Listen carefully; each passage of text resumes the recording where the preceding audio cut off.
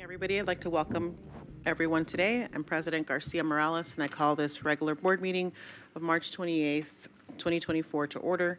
The time is 5:01 p.m. I would like to remind everyone to please silence their electronic devices. We acknowledge the land on which we gather is the territorial homelands of the Nuwu, the Mawapa Band of Paiutes, and the Las Vegas Band of Paiutes. Before I continue, I want to acknowledge Trustee Guzman and Trustee Williams on the phone. I'm here. Thank you.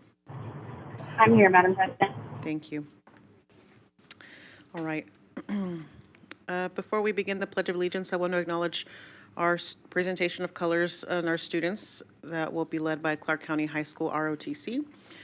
Would like to share the students' names and then we'll stand. Cadet Ensign Naomi Barasa, Cadet Petty Officer First Class Alina Pesqueria, Petty Officer Second Class Andrew Pacencia, Cadet Chief Petty Officer Ashley Rios, and United States Marine Corps Master Gunnery Sergeant Douglas L. Webster, retired. Trustee Bustamante Adams.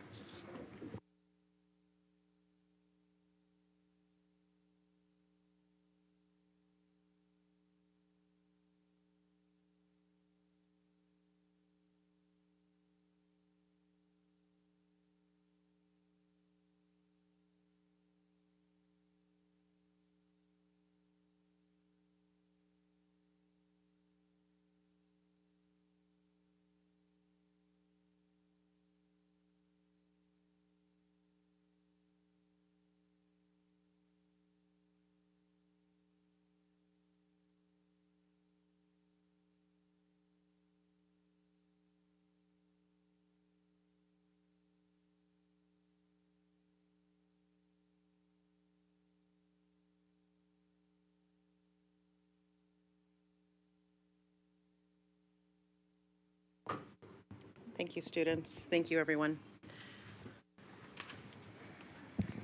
Trustee Brooks?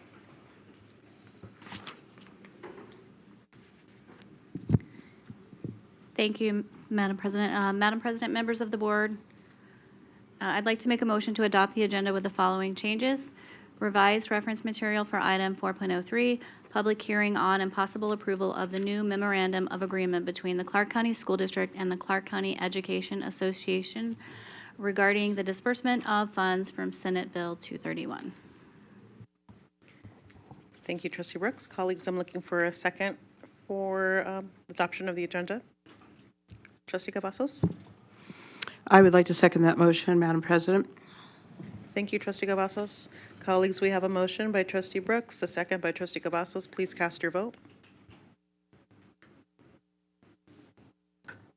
Trustee Williams? Aye. Trustee Guzman? Aye. Thank you, colleagues. That motion passes 6-0. We're going to move on to the consent agenda. This is an action item. So individuals who'd like to speak on this item and have not submitted a yellow card already or are signed up in advance, please do so now. Once we begin taking public comment, we will no longer accept yellow public speaking cards. Okay. We'll begin with individuals who signed up in advance. Is Mr. Mackey here? Celia Mackey or Xander Mackey? Okay. Do we have any yellow cards on consent? Great, thank you. Okay. All right, colleagues, at this time, I'm seeking a motion to adopt the consent agenda. Trustee Bustamante Adams? Thank you, Madam President. I move to adopt the consent agenda items. Thank you, Trustee Bustamante Adams. Trustee Brooks? Thank you, Madam President. I second. Thank you, Trustee Brooks. Colleagues, we have a motion by Trustee Bustamante Adams, a second by Trustee Brooks. Please cast your vote. Trustee Williams? Aye. Thank you. Trustee Guzman? Aye. Thank you. Colleagues, that motion passes 6-0. Okay. Moving along, I'm going to ask Trustee Bustamante Adams to please read the warrants for us. Trustee Bustamante Adams? Thank you, Madam President.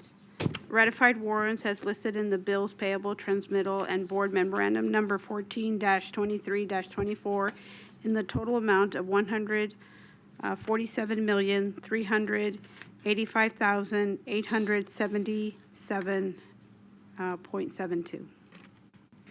Thank you, Trustee Bustamante Adams. Colleagues, we're going to move on to item 3.01. That's the Focus 2024 Strategic Plan Update on Student Discipline. This is an action item. This is an update on Focus 2024 Strategic Plan Update. So, forgive me, it's an action item. And if there are members of the audience who would like to speak to this item, please submit your yellow card now. Otherwise, once we begin the presentation, we will no longer accept yellow cards. We do have an individual who signed up in advance, so we'll do that. And I don't believe we have yellow cards for that at this time. All right, we're going to turn it over to Dr. Larson Mitchell. Thank you, Madam President, members of the board. For the record, Interim Superintendent Brenda Larson Mitchell. Tonight we have Dr. Barton, Mr. McPartland, and Dr. Scavella to share with you an update on student discipline. We are seeing progress in some of the data. Of course, we are not where we need to be or where we want to be, but progress is being made. So thank you to our educators who are working alongside our students to improve outcomes. Thank you. Thank you, Dr. Larson Mitchell. Dr. Barton? Thank you, Madam President, members of the board, Interim Superintendent Larson Mitchell, Mike Barton for the record. This evening, the Focus 2024 presentation. Pardon me. Next slide, please.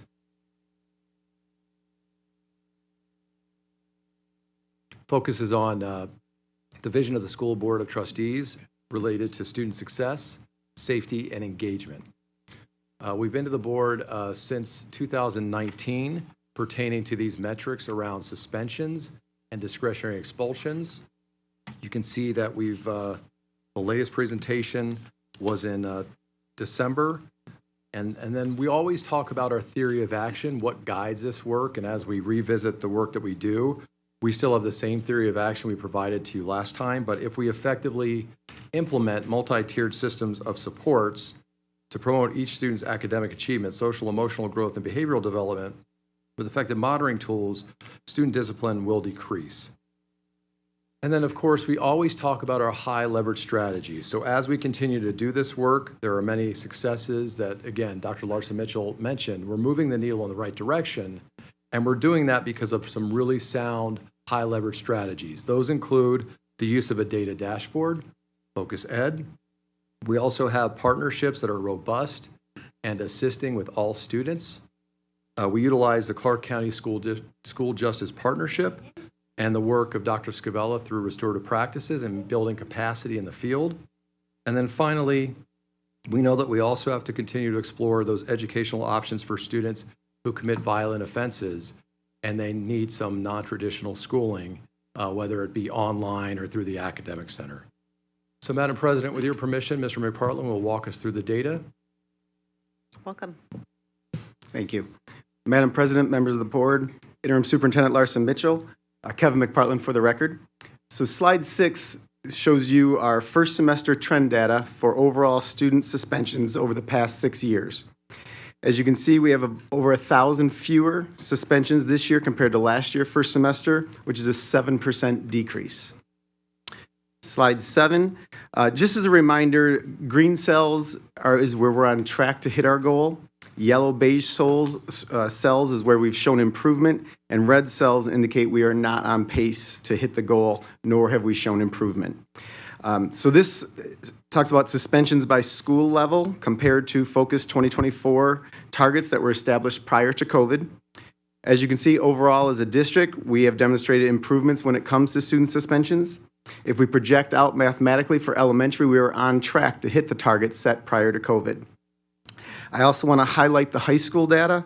We have 2,250 fewer high school suspensions. This is an incredible 32% decrease for high school.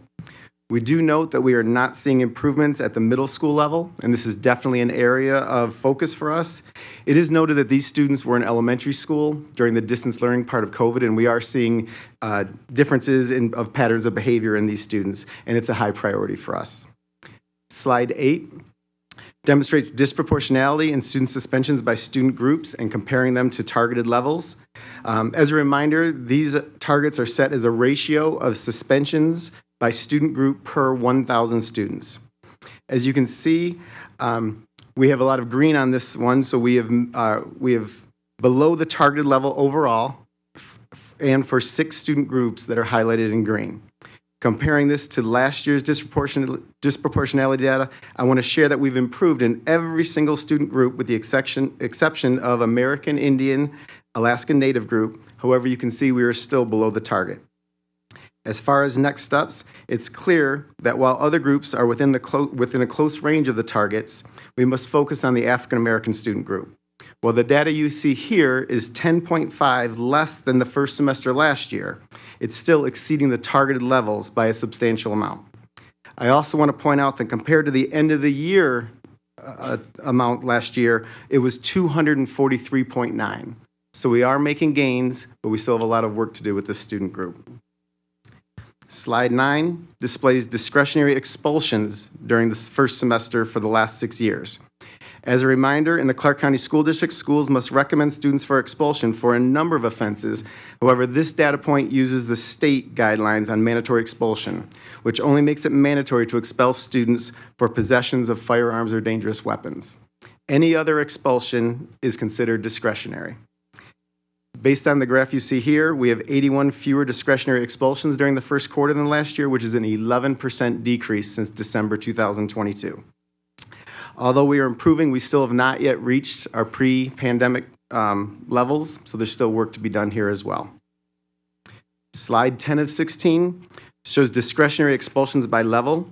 As you can see, all three of these cells are shaded beige yellow, demonstrating that we're seeing improvement at the middle school and high school level. I'd like to highlight the high school level again. They have a 13% decrease last year to this year for high school.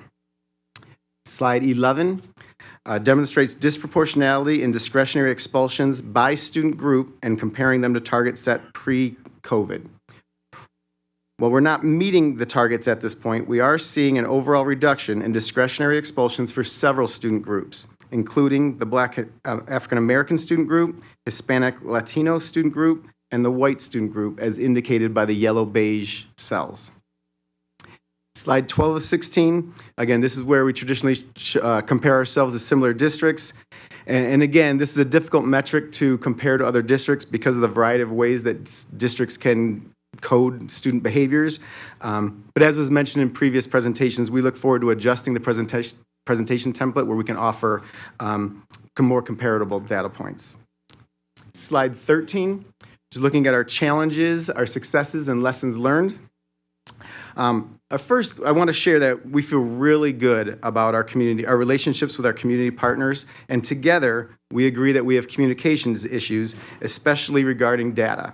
And so one challenge is that we are continuing to expand our communication and data sharing practices to provide effective wraparound services in as proactive a manner as possible. As we saw on slide 7, we are seeing concerning trends in suspensions at the middle school level. One of our challenges is that it is difficult to provide large-scale, level-wide professional development in the middle of a school year. So at this time, we're predominantly addressing these issues individually or in small clusters. So that is a challenge that we will address as we get to the end of the year with spring and summertime professional learning for them. Successes. Our greatest success in CCSD is our people. We're extremely proud of our internal partnerships with equity and diversity education and family engagement, just to name a few. Together, we have enhanced our ability to update resources on the fly and make midterm adjustments to support our schools. As you know, Education Services Division is involved with much of the work with student attendance and discipline. The realization that these issues are not just school-based is spreading. Another success is our relationships with community partners that continue to grow and strengthen, including with the various municipalities, the county, School Justice Partnership, the Harbor, My Brother's Keeper, and many others. We truly value these relationships and are working towards our common goals together. Finally, I'm so proud of the successes of what we're seeing by our school-based administrators. One data metric that we use is 1 and 2 day suspensions. I've mentioned this before. 1 and 2 day suspensions is traditionally used for schools to address less severe behaviors, and we are seeing an incredible 23% decrease in 1 and 2 day suspensions, which shows our school leaders are coming up with alternative ways of addressing behaviors without exclusionary practices. Lessons learned. We are currently developing a newly revised code of conduct. This code will prioritize restorative practices as the first option for minor and less severe behaviors and reentry plans for students when they must be removed from school. Internally, we're cleaning up our communications to parents, especially when discussing change of placements. This is especially important when we're looking at consequences, timelines, expectations that families have while moving through our re-engagement process. We're aware that it's been an issue. We've heard from the parents, we've taken the feedback, and we're making adjustments to improve that area. Slide 14, just next steps. We continue working with equity and diversity education with our student town halls. In fact, we're doing an elementary school in this coming month. We are also evaluating our distribution of Hope Squared funds. These are funds that are allocated to schools to support their work to address student behaviors while minimizing exclusionary practices. We're looking to expand so that more schools can offer more opportunities for students without using exclusionary practices. As I previously mentioned, we will continue to identify schools, especially at the middle school level, and provide individualized support as they work with student behaviors. And then we'll be doing a full-scale training this spring and summer for all administrators involved in student discipline, including the new code of conduct and new restorative practices and supports. With that, that concludes our presentation, but we are available for questions. Great, thank you very much, gentlemen.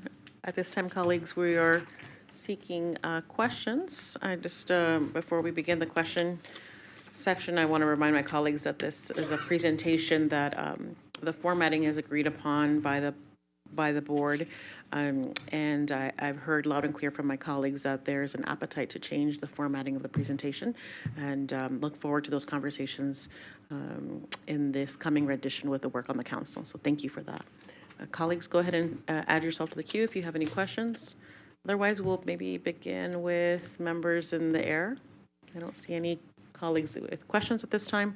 Trustee, nope, no, you're good. Thank you, Trustee Esparza dropping in.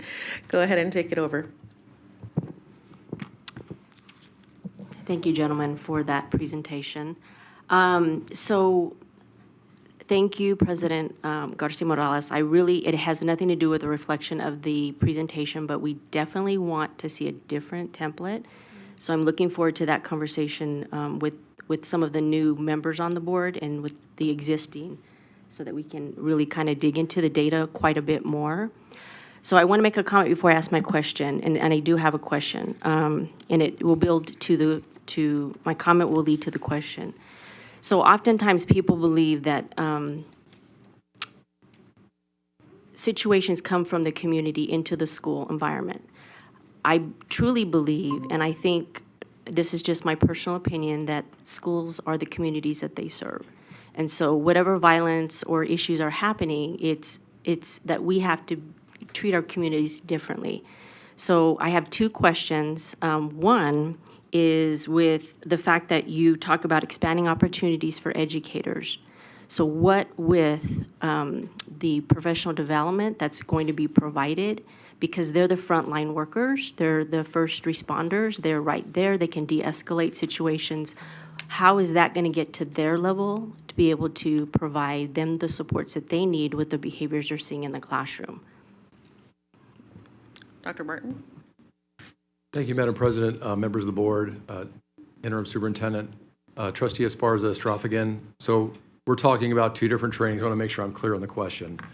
Mr. McPartland referenced that we're training across the board discipline administrators. Your point being, we have frontline people that interact with kids on a daily basis. So the example that I would illustrate, we're working closely with Jay Beasley in emergency management on systemic training for our CSMs, our campus security monitors.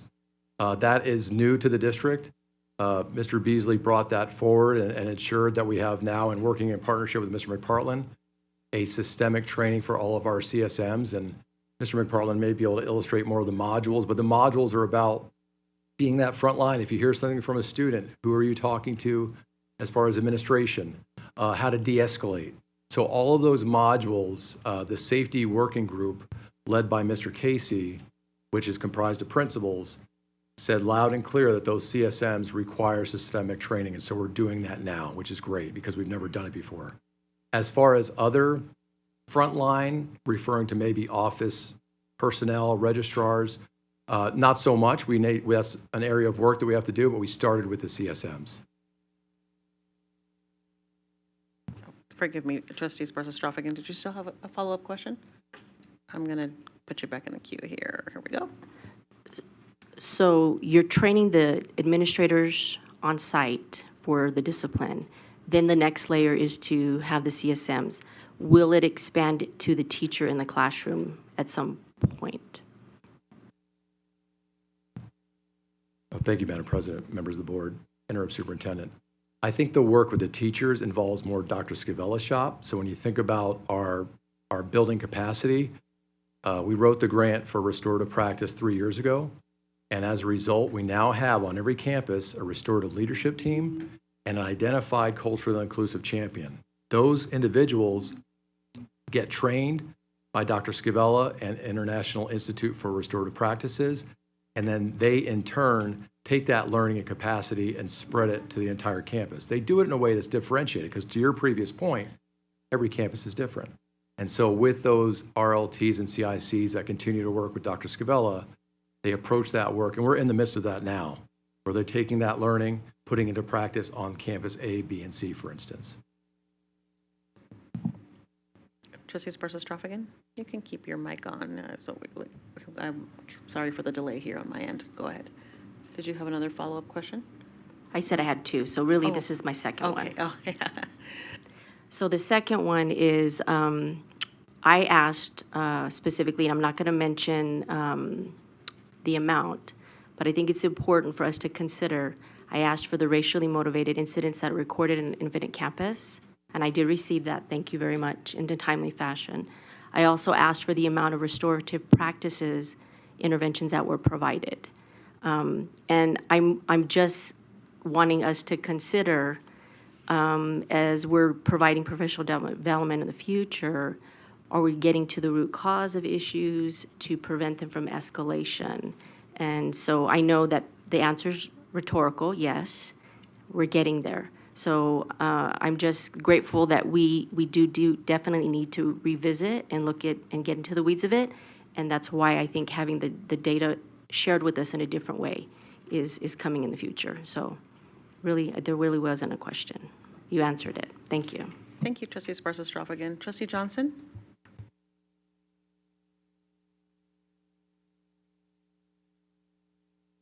All right. Thank you, Madam President. And actually, this first part might be a question for you. If I am curious about the information in it, is that like a structural template form in terms of like the goals themselves? So that would that be structural in nature, which you described as we would talk about that in the future? Yeah, so the board 2 years ago adopted this format. I'll note that before this, the board did not have a consistent structure for presentations on student outcomes or anything of this nature. So this is our first rendition, and we have an opportunity to bring it up. I believe this is part of the council's work where we're going to evaluate all the type of formatting processes to help us focus on student outcomes.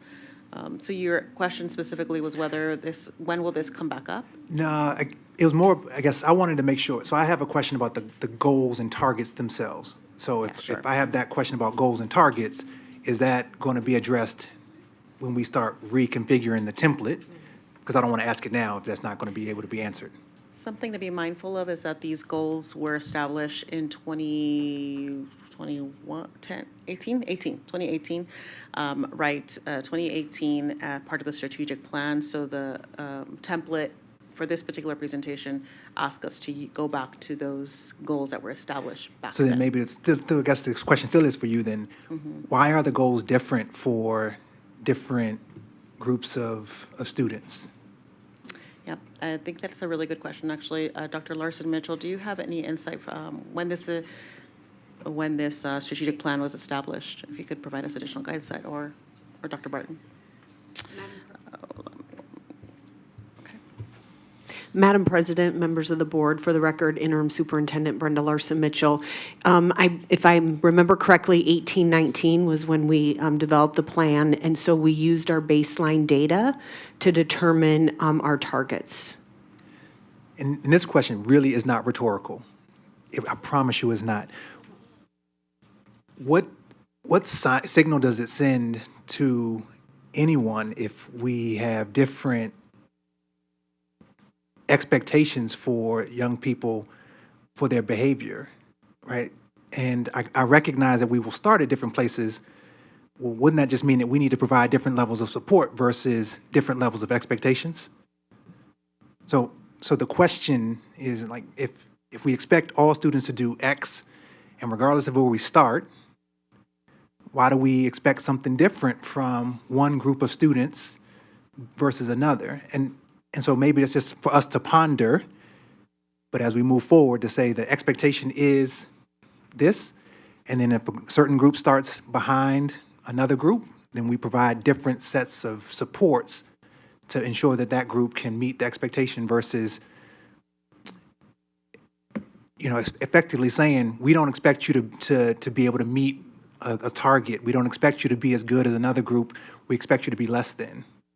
I mean, that's what I infer from seeing a target for one group to be higher, a level of expectation is higher than another. So it's a part question and part statement, and I didn't mean to try to opine while we're up here, but so is that possible for us to do in the next round, just to say flatly, this is the expectation, and then we will support all students to meet our expectations? Dr. Larson Mitchell, I'm going to turn on your mic. Madam President, members of the board, for the record, Interim Superintendent Larson Mitchell. Yes, I think that is a conversation that we can have when we revisit our goals and provide our next strategic plan. I appreciate it. And then the next question, then, if we dig into certain student groups, in particular Black students, the gap was incredibly large for Black students as it relates to where our target was versus where we wanted to, right, this slide here. And so do we have any root cause analyses of like what were the challenges that we saw when we talked to teachers or talked to school leaders or talked to families? Dr. Barton? Thank you, Madam President. Members of the board, Interim Superintendent Larson Mitchell. Trustee Johnson, it's a great question. More of our systemic root cause work has revolved around chronic absenteeism. However, Dr. Scavella and Mr. McPartland have conducted numerous town halls where we've determined that as we're capturing the data, definitely themes are emerging as far as why these numbers are coming out for the particular student group. So Dr. Scavella could probably illustrate a couple of those themes that have emerged during the 2 years now that we've conducted those student voice town halls. Dr. Scavella?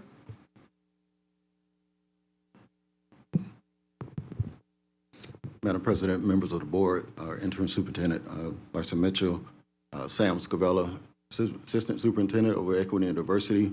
For the record, we learned a lot from the student town halls when we're talking with students as to what's the root cause of these issues. We work closely with our school administrators, educators attend, police services attend. So we have a good number of stakeholders who are in those town hall meetings.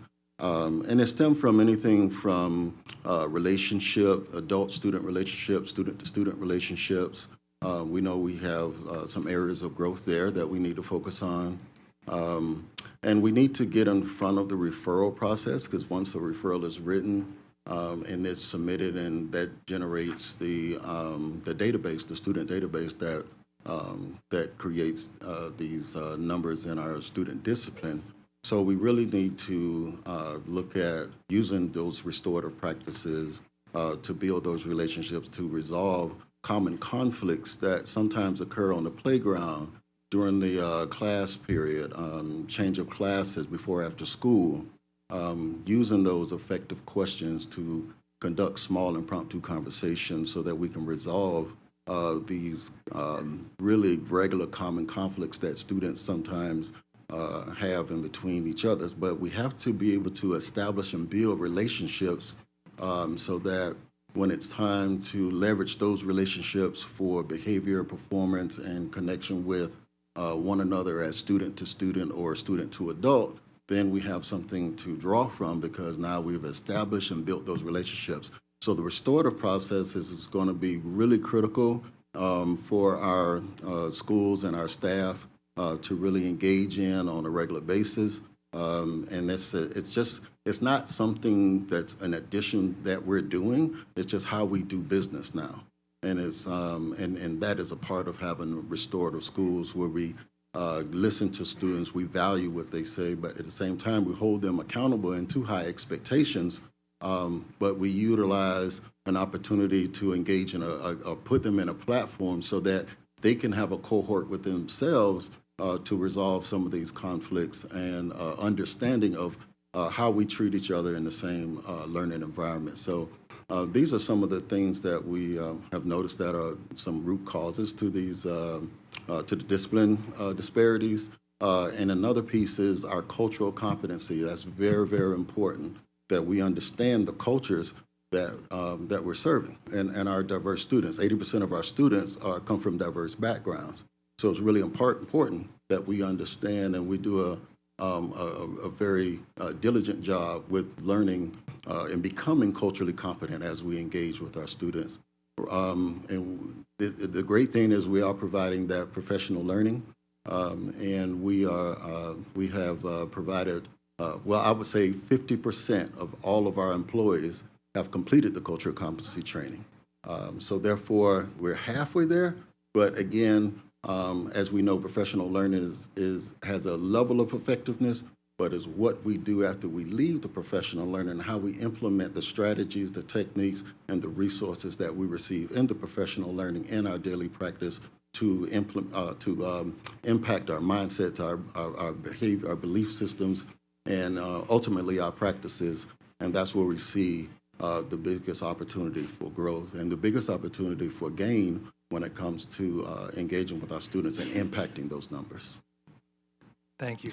And then the last thing I wanted to ask, because relationships are so critical and understanding our students is paramount, are we involving families in the process?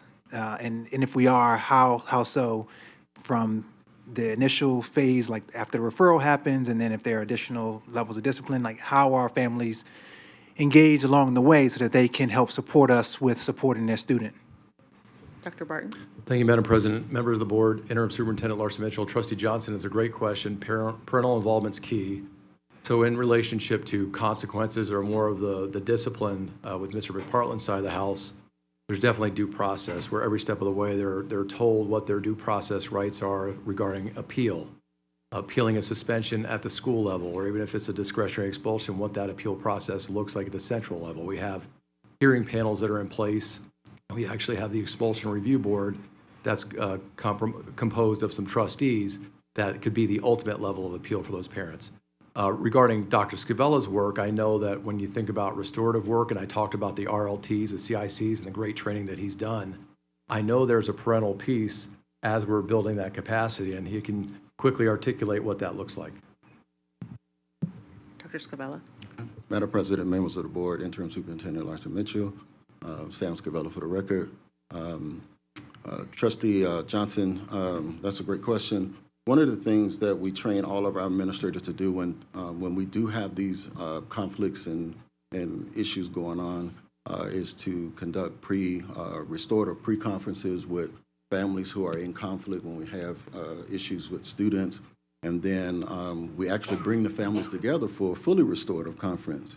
And therefore, we look at what are those agreements, how did the behavior impact the student who caused the harm, and how does it impact the student who was harmed, right? And then the next piece was, so how we're going to make this right, and what agreements are we going to make so the behavior doesn't repeat itself, and how are we going to repair that harm? So all of these things are done in a collaborative format to address the behavior and focus on ensuring that we move our students and our families collectively into a place of empathy and healing.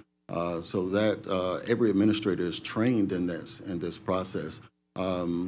The trainer model that we're implementing, the culturally inclusive champions and who are the restorative practices trainers, they go back to the schools and they incrementally train the staff in these processes on the continuum, how to go from using effective statements to effective questions to small impromptu conversations, and then conducting community building circles and different circles all the way to restorative conferences. So this process gives us an opportunity to address those root causes and make sure that we're addressing those behaviors. Perfect. Thanks. I appreciate you taking the time to answer all those questions. Thank you, Trustee Johnson. Trustee Satori, you're next in the queue.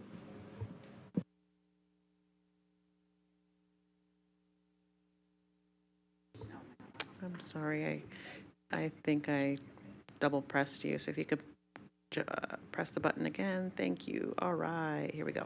Okay. Thank you for that presentation. And although, I know there's still a lot of work to be done, it's definitely great to see some of these numbers starting to decrease. So I appreciate that. You did answer some of my questions. I was wanting to know about the town hall meetings. Probably the one question I had left on the town hall, because it's definitely so valuable, like you said, to get that input from the students and get that feedback from them. How are those kind of structured as far as, do they take place outside of the school day? How are we getting students, and the students particularly that we want to hear from, that we need to get their input, how are we getting them to attend? Mr. McPartland? Madam President, members of the board, Interim Superintendent Larson Mitchell. Trustee Satori, great question. Thank you very much. So we identify first the schools based on data based on events that are occurring and based on principal requests, quite frankly. The student town halls are done during the school day, traditionally at the end of the day. And they involve, again, staff and students and police and campus monitors. And it is great just to hear everyone sharing in a safe environment where the students can actually speak to the adults. The adults are actually speaking to the students. So we really do get to the root causes of why behaviors, why reactions to behaviors by students and reactions by adults, and really flush that out. And in the end of the day, because Dr. Scavella does kind of finish with kind of a breaking bread activity just to kind of bring everyone together to as a kind of a healing together as we move out. So it's done during the school day for the convenience of the students. Okay, excellent, thank you. And then that sounds like a great connection time and partnership. That's really awesome. And then one more question. I just want to hear a little bit more about why the large district comparison data is not applicable. You had mentioned it, and why we're not able to see that, just to kind of get some comparison there. Mr. McPartland. Madam President, members of the board, Interim Superintendent Larson Mitchell, Trustee Story. So it is absolutely because there's not a standard set of what even constitutes a suspension in one district to the next, what constitutes an expulsion from one district to the next. So it's a language issue as well as a what is the actual consequence, how is it assigned? So it's just a difference in doing business. We don't know if we're comparing apples to apples, Correct. really. Okay. Correct. Thank you, Trustee Satori. Is that all for now? Yes. Okay, thank you. All right, Trustee Bustamante Adams, you're up. Thank you, Madam President. Thank you for your presentation, and I'm encouraged that we are headed in the right direction. I know that every little step matters. And so my question is on page 13, and you mentioned some of the community partners, but you specifically mentioned the municipalities, and I know that they are hungry for information. So can you dive a little deeper on how you work with them regarding this topic? Dr. Barton. Thank you, Madam President. Members of the board, Interim Superintendent Larson Mitchell. Trustee Bustamante Adams, the first part of the answer to this, and Mr. McPartland may have more, is that after this presentation this evening, as a district, we're committed to the quarterly reports to the municipalities. So as the data is being reviewed tonight by the trustees, this is obviously this will go now to the quarterly reports that are presented to the municipalities. That's just one example of the partnership, but I know Mr. McPartland works closely with the harbor and those other multi-agencies. He had more examples. Mr. McPartland. Madam President, members of the board, Interim Superintendent Larson Mitchell. So exactly, the municipalities, and again, it really kind of founded with some of the chronic absenteeism work that we do, and really where we have so many different community groups working together, and the municipalities came in, and it really has now spread to some of the discipline work, the disproportionality, and again, as we've mentioned before with chronic absenteeism, we have Las Vegas adopting some feeder alignments of schools that they want to work with. We have Henderson exploring that option as well. So it really is just starting to see that some of these issues that we're dealing with are not just school-based issues, and it's really been encouraging. Okay. Thank you, Madam President. My second question and my last one is around the middle school number. And so as we transition away from the funds from the federal government regarding mental health, any ideas or plans on how we may address that if that's the population of students that is still at a high number and continue to use the mental health services? Is that a concern once some schools may move away from using those services for their students? Interim Superintendent Dr. Larson Mitchell. Madam President, members of the board, for the record, Brenda Larson Mitchell. When we released our strategic budget guide for the upcoming school year, the centrally purchased instructional materials, I did notice that there's a gap. with mental health supports. So the team is looking at that to determine what we can provide centrally for our schools regarding mental health supports. So we are in the process of revisiting that. Trustee Bustamante Adams, we know with multi-tiered system of supports, we support our students academically, social emotional well-being, and behavioral growth. We know that if our students are not mentally healthy, that they are going to struggle with their academics, and so we are revisiting that. Thank you. Thank you, Trustee Bustamante Adams. Trustee Cavazos? Thank you. Thank you, Dr. Barton. Thank you, Mr. McPartland. Thank you, Dr. Scavella, for the presentation. As always, it is appreciated. I wanted to go back to, let's see, slide 13 on the challenges. I made a little note here that as far as, when you were talking about the challenges presented by the middle school data, that you were addressing that kind of like individually and in small clusters. What do those small clusters look like? Mr. McPartland? Madam President, members of the board, Interim Superintendent Larson Mitchell, Trustee Cavazos, thank you for the question. So we really look at a number of things, but we have schools that are within the same high school feeder alignment, and if we're seeing data trends for that, we'll deal with those schools kind of together.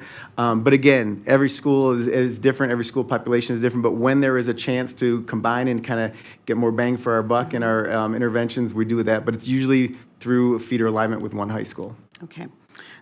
Constituent question. I was pretty sure I knew the answer to that. This next one, does the restorative leadership teams at the schools, of course, and you talked about the trainers. What do these, again, a constituent question, what do these teams look like? Who are they comprised of, and how do they differ at the different levels? Because there's a lot of curiosity about that, and I think it's a fantastic idea. Dr. Scavella? Madam President, members of the board, Interim Superintendent Larson Mitchell, Trustee Cavazos, thank you for the question. So when we established the restorative leadership teams, each school principal identifies either a teacher leader or a school-based leader, and to lead the restorative practices, implementation, and training at the school. So this person could either be a teacher, it could be an out-of-classroom licensed staff member, it could be a support staff, it could be someone from that's part of a CSM. Anybody in the school could be a part of the restorative leadership team. And for a school to meet restorative focus, we also need to include parents and students as a part of the restorative leadership team as well. So that's identified on the rubric that we use to assess the implementation effectiveness, and it's part of the training that schools' staffs receive. Okay, thank you. Just brief follow-up. So normally, how many members are on these restorative justice teams, and they're consistent as far as on the different levels, as far as the different school levels? Okay. Yes, usually we have 3 to 5 members on the team. And then they incrementally work with the school leadership team and the administration to train the staff incrementally. They could be during POCs, they could be during after school time, or during time that is dedicated for planning time. So whenever a school has to identify, that's why each school does it differently. Right. Because we don't want a cookie cutter. We want a school to utilize the time that they have to work with their staff, times that they have to work with their parents, and times for the students, so that this training could be effective and implemented with fidelity. Okay. Thank you so much, gentlemen. I appreciate your patience with us. Thank you so much.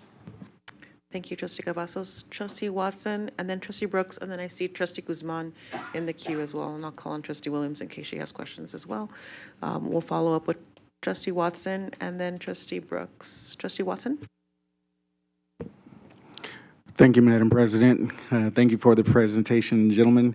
My question is, you made the statement that building relationships is critical, and I couldn't agree with you more. But as we have a high chronic absenteeism and high vacancies in certain districts or areas of the community, how are we able to bridge that gap to make sure that we bring those suspensions and expulsions down? How we do that? Dr. Barton? Thank you, Madam President, members of the board, Interim Superintendent Larson Mitchell. Trustee Watson, I think it's a very thoughtful question. You know, thinking about the vacancies that we do have and how does that impact student discipline. Right now, as far as at the systemic level, thinking centrally, it's hard to capture if that's connected, if there's a correlation. We know that working with individual schools, we train discipline administrators to definitely work with teachers or even long-term substitutes that may be working with kids. And if they're having more referrals to the office, for instance, how do we help that teacher provide that support? So no trend data exists right now. Thank you, Mr. McPartland. But the reality is we're very well aware of how to train our discipline administrators, that this is about support to the teachers, and that as we look at referrals going to the office, how do we provide more training for them that may be differentiated? So if a teacher doesn't have referrals going to the office, but a long-term sub does, how do we as a team support the schools and the administration in giving that training to help with those vacancy issues that exist? Thank you. And also, I know that the template will be changed. Just want to make sure that we continue down that path of making a different template to include gender as well. And I think that will also be beneficial. Thank you. Thank you, Trustee Watson. Trustee Brooks? Thank you, Madam President. A couple things. One is, I don't know if you know this, but the governor just reallocated $200 million to youth behavioral health. I think it's really important that we recognize that we shouldn't have to do everything alone.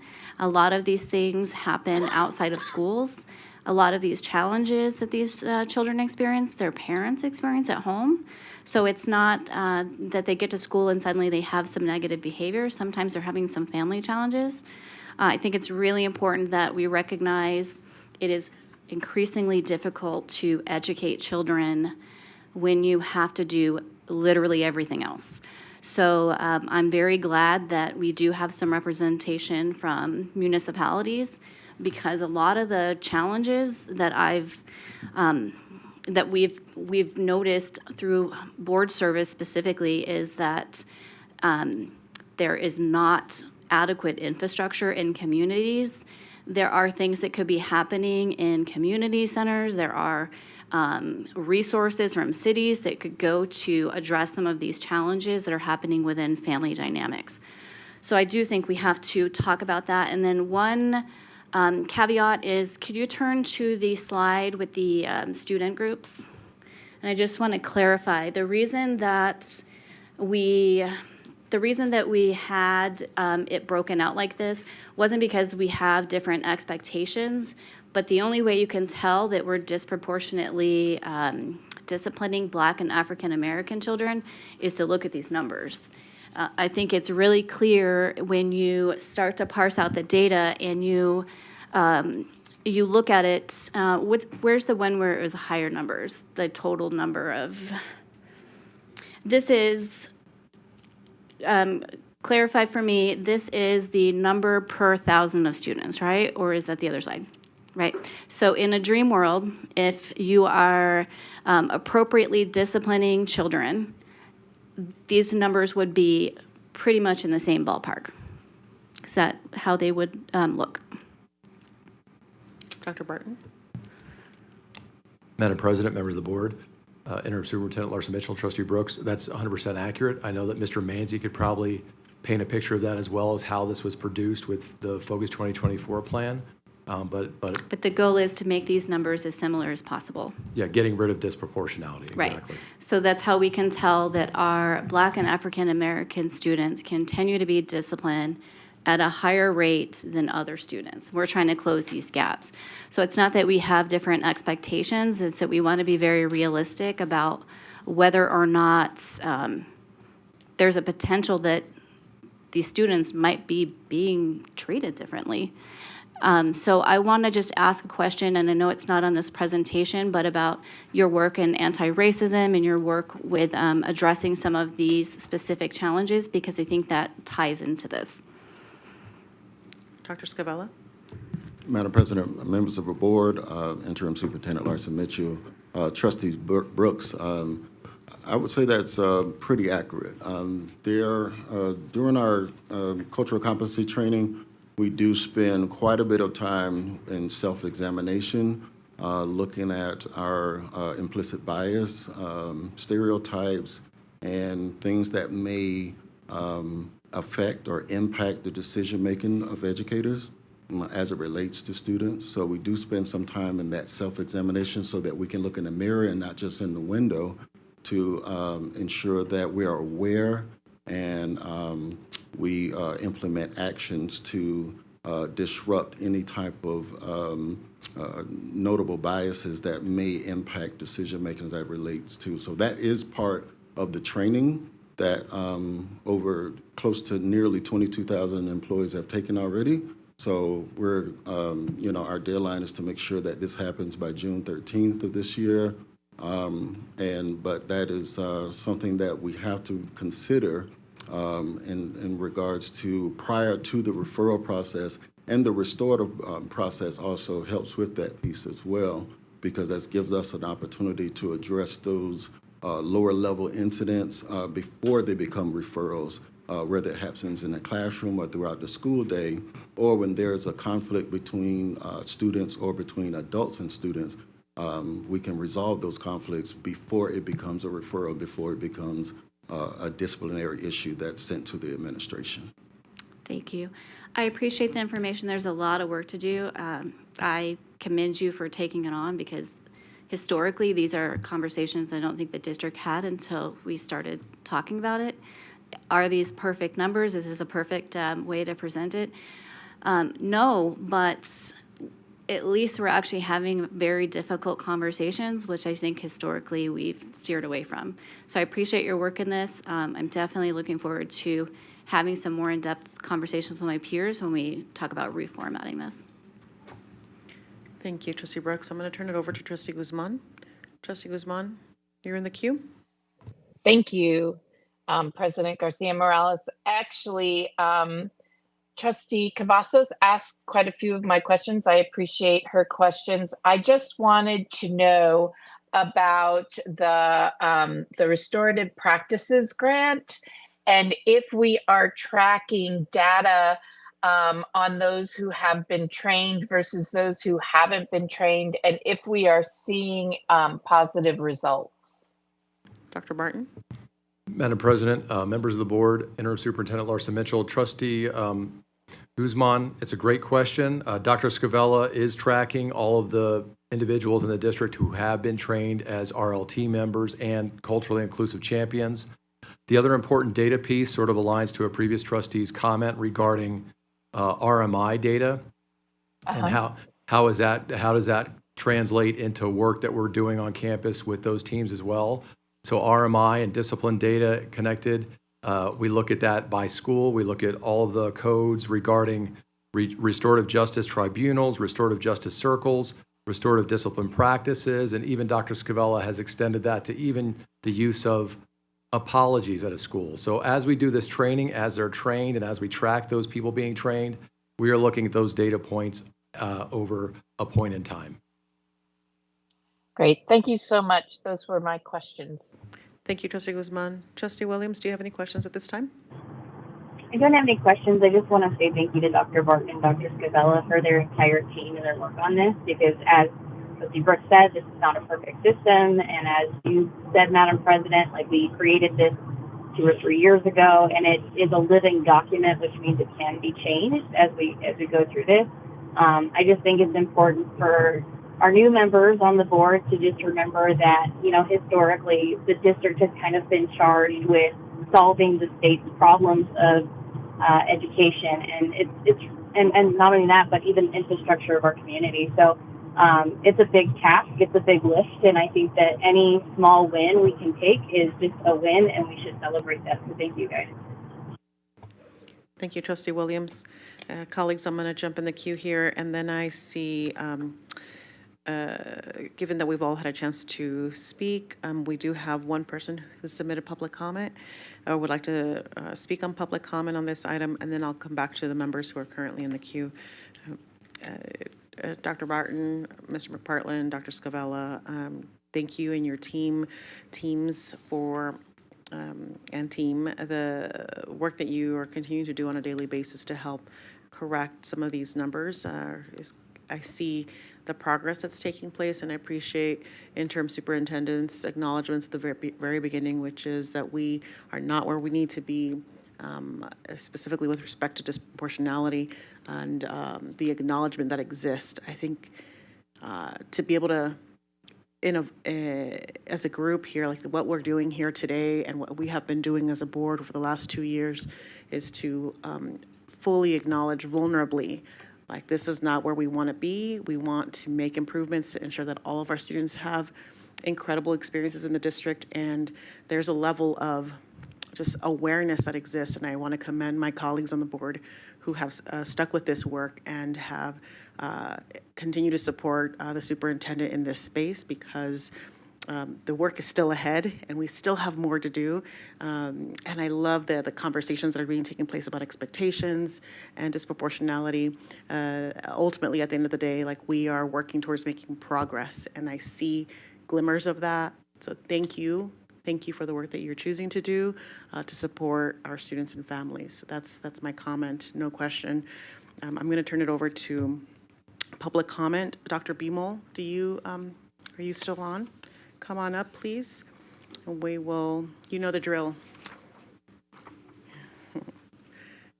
Welcome.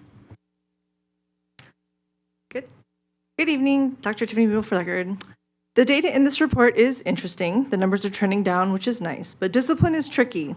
We have MBI, SISP, and behavior referrals. Once a teacher writes up a student, Infinite Campus tells us if the write-up is ever resolved.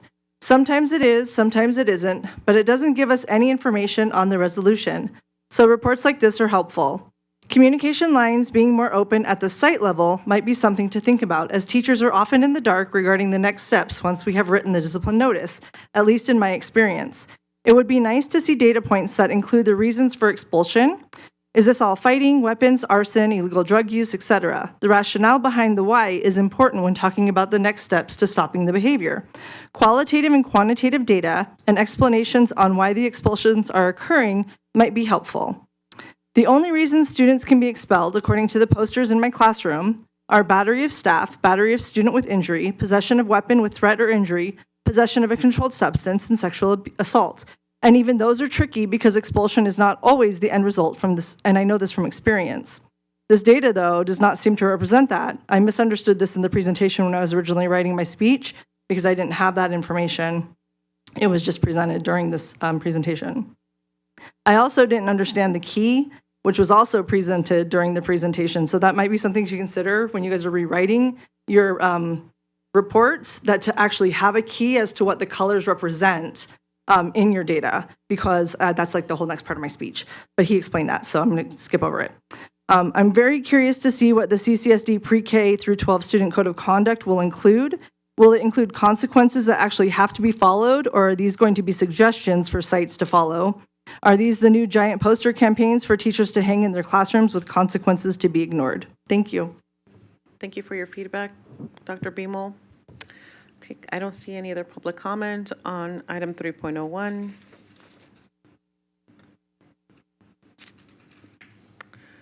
I do want to note for the record, I have colleagues in the queue. Trustee Esparza-Strofagan, you're on.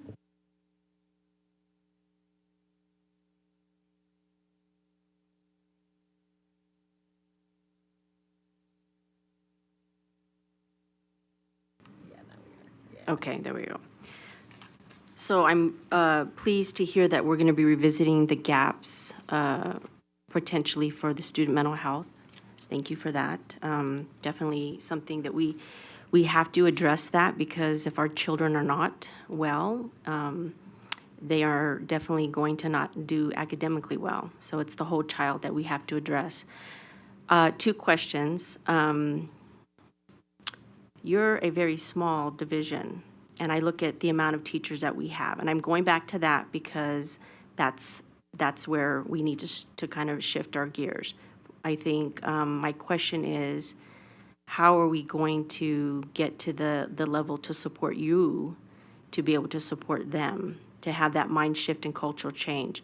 Implicit bias training, I think, is undone. So can you give us an update on that? And then I'm going to give you the second question, which goes to the lessons learned. Revised, what is the revised Clark County School District Code of Conduct going to be, like, high level? So first, implicit bias training update, and then the Code of Conduct update. Dr. Scavella? Madam President, members of the board, Interim Superintendent Larson Mitchell, Trustee Esparza Stoffergen. Got it. Thank you. I want to first focus on the implicit bias training. That's part of our cultural competency training. Initially, that every staff member in the district, every employee, including substitute teachers, must take, so that we take a really deep dive into implicit bias training all the way into micro-messaging and what's the impact of these micro-messages, whether positive or negative, that have on students, how it impacts their self-efficacy, and then ultimately manifests in behavior of adults and students. So that's something that we take a deep dive in. We're actually, this staff development day on Monday, we're going to do take another deep dive even deeper into implicit bias training at one of our high schools, where we're going to spend some time with the school really digging into implicit bias to ensure that staff has an opportunity to really examine themselves, really look at the thought process and how implicit biases are developed in the brain and how they manifest into adult actions. So, and what actions and strategies and resources can staff members or employees draw onto to become more aware, and then what is that point of interruption when we are aware? So then how do we change that narrative and change those actions that we exemplify towards students? So that's something that's really going to, I think, be great for our district, and it's going to also help us with how we interact with students that come from diverse backgrounds. The cultural competency training also helps us with understanding and knowing, being able to be competent about the different students that we serve, knowing that there's background information that we need to know as educators, and how do we value, validate, affirm, and build bridges with our students and recognize their cultural capital, which is their cultural strength, and then at sometimes teach them situational appropriateness so that the teaching and learning process can be enhanced. So that's part of that implicit bias and cultural competency training. Oh, Dr. Barton? Yes, thank you, Madam President, members of the board, Interim Superintendent Larson Mitchell, Trustee Esparza-Gostrovigan. The first part of your question as well. It's a small but mighty team. It definitely relies on the work of Dr. Scavella as the leader.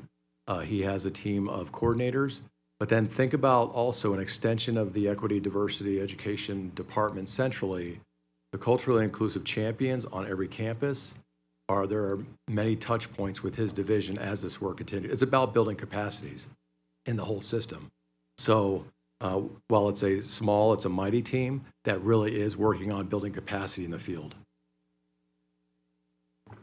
Thank you, Trustee Esparza-Strophigan. Did you have something else? Oh, forgive me, Dr. Barton. Thank you. Thank you for the cue. Thank you for the reminder. Thank you, Madam President, members of the board, Interim Superintendent Larson Mitchell, Trustee Esparza-Strophigan. Code of conduct. High level, we review it every year. Every school provides us feedback by January what they would like to see in a revised code of conduct annually. This one will be more substantial because we're putting in place the legislative requirements from last session. We'll have a strengthened restorative practices appendix as well. And I know that Mr. McPartland is also making it a user-friendly document for the field. So those are just high level, just some examples of what's to come. And we traditionally bring the code of conduct before it goes to the field. We bring it as an information item on the consent agenda every time that we revise it. So that'll be coming, I believe, in June. Thank you, trustee. Thank you, Dr. Barton. Thank you, trustee Esparza-Strophigan. Trustee Cavazos? Thank you, Madam President. I'll just make this brief as a trustee. As far as the Stoffergan, it saved me a lot of work here and did all that. So thank you, gentlemen, for that. I just wanted to basically thank Interim Superintendent Brenda Larson-Mitchell for the very encouraging news that the district is going back and revisiting that as far as on the mental health supports. And on my question having to do with the implicit bias, when we include all employees, I know that we had started out with, some years ago with requiring that the board was also going to go through implicit bias. So that would be something that I personally would like to go back and look at, because we never did finish that. We did have good intentions, but we didn't finish that. So I just wanted to throw that out there, that I think that all of us should be included. Thank you so much for your work. Thank you for that, trustee Cavazos. That does remind me, I believe 3 years ago, we received the members who were present at a conference here, an equity conference here in Las Vegas, participated in an implicit bias training by Dr. Marks, I believe is his name, one of the eminent leaders in implicit bias training in our country. Really grateful that we had his presentation, but maybe it's time to bring him back and have the newest board members especially get trained as well. Trustee Brooks?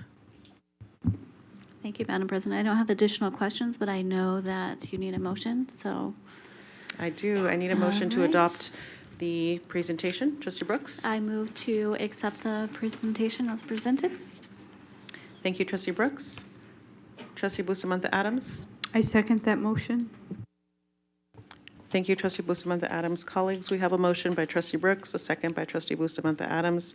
Please cast your vote. Trustee Williams? Aye. Thank you. Trustee Guzman? Aye. Thank you, Trustee Guzman. Thank you, colleagues. That motion passes 6-0. Thank you, gentlemen.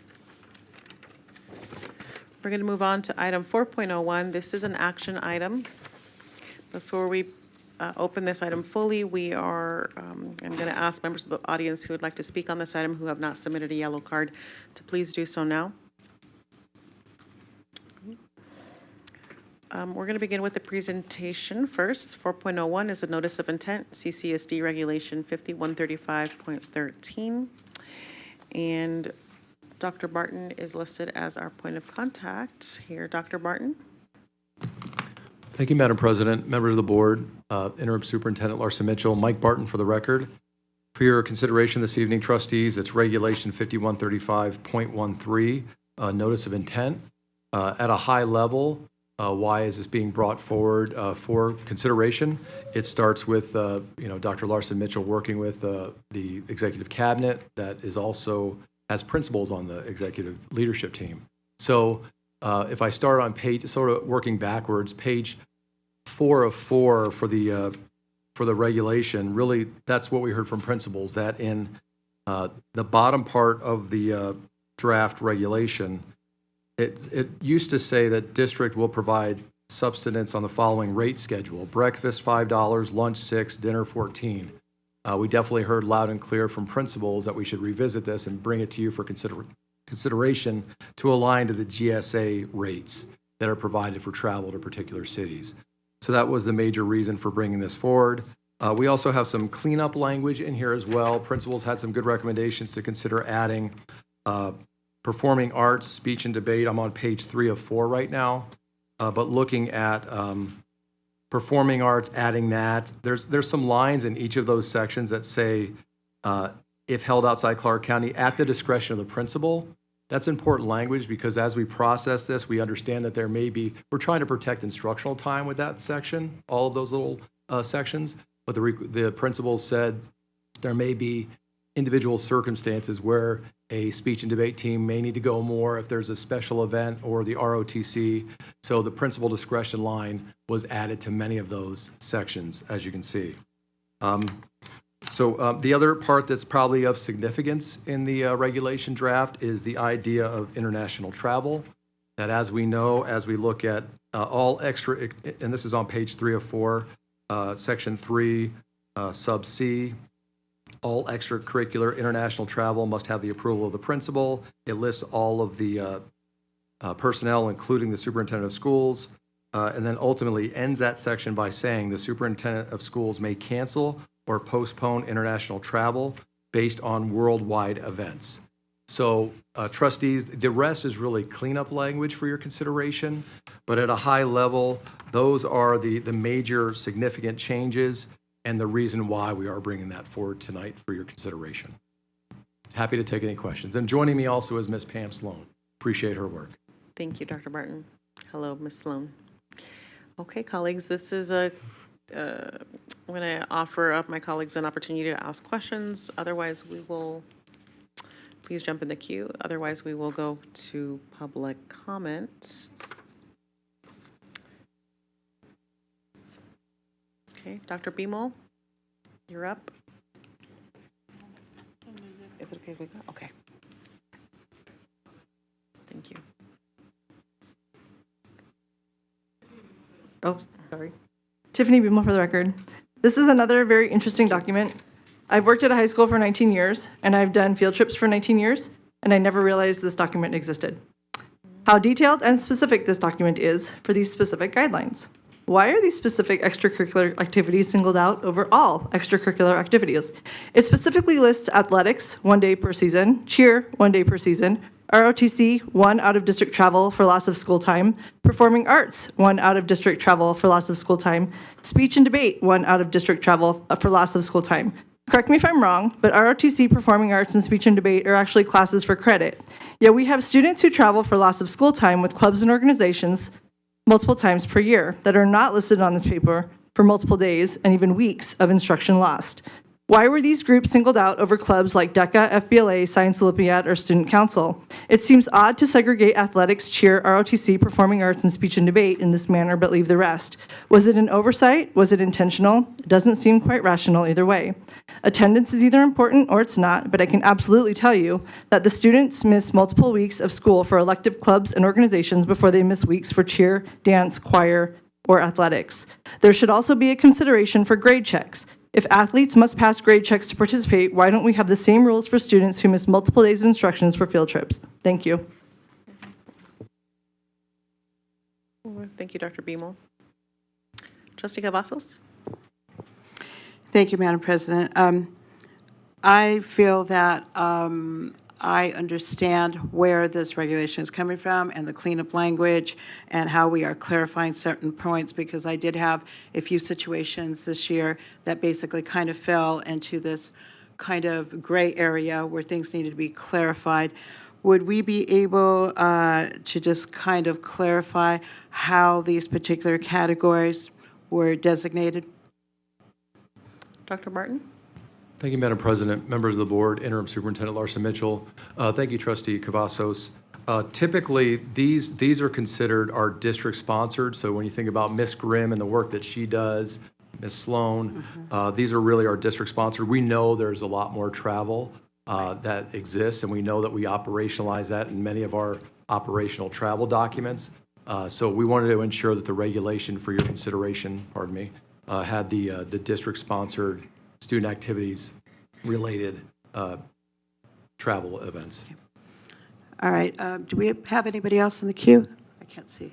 Trustee Brooks is in the queue. Okay. I was basically going to offer to make a motion at this time to accept and approve 401 Notice of Intent, Clark County School District Regulation 5135.13, with thanks to Ms. Sloan and Dr. Barton and their office for cleaning up the language and making the clarifications.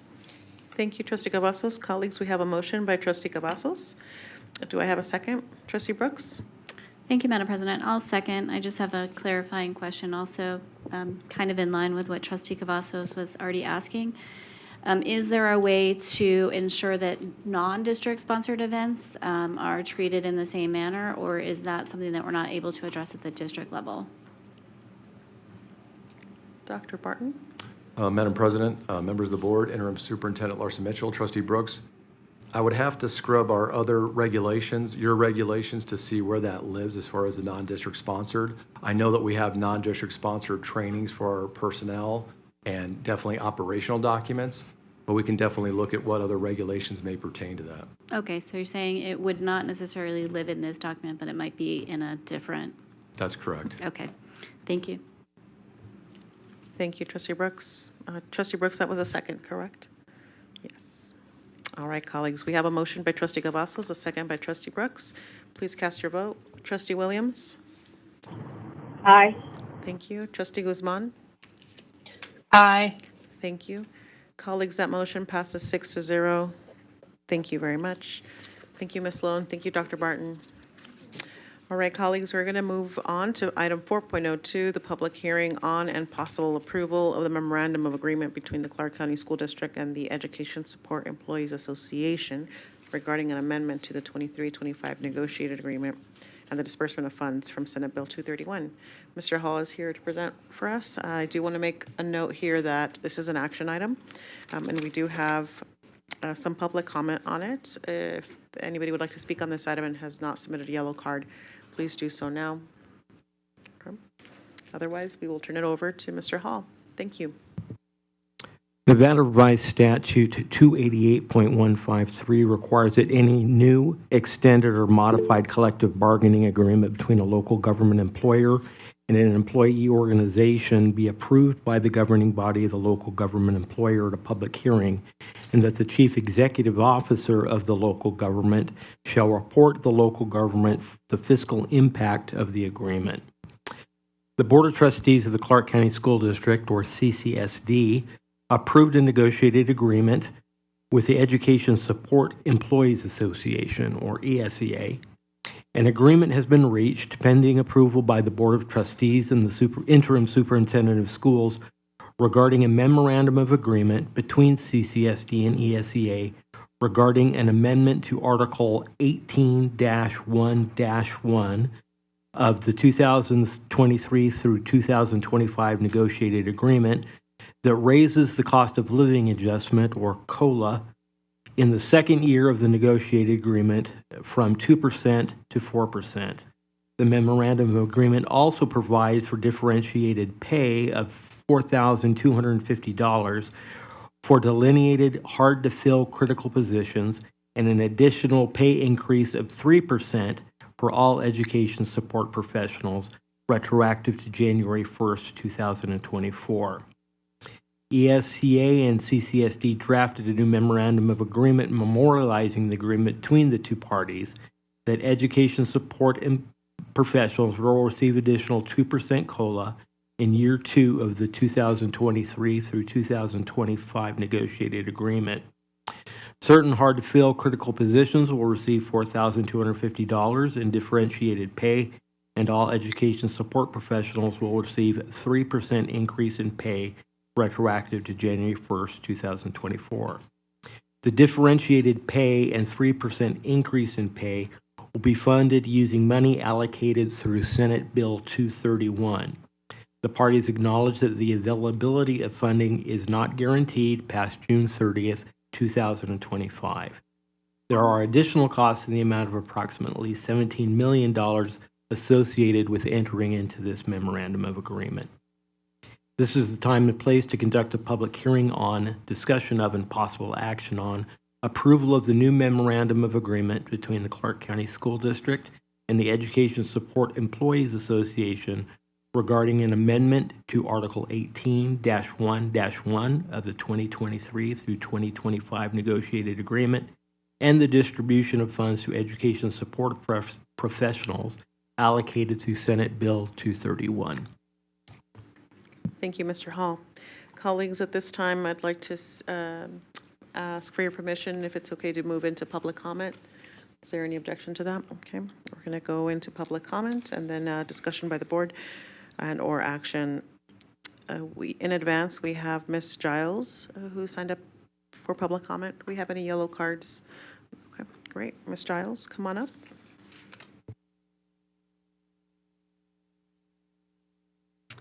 Thank you. Good evening, Madam President, Superintendent Dr. Larson Mitchell, members of the board. For the record, Jan Giles, ESEA President.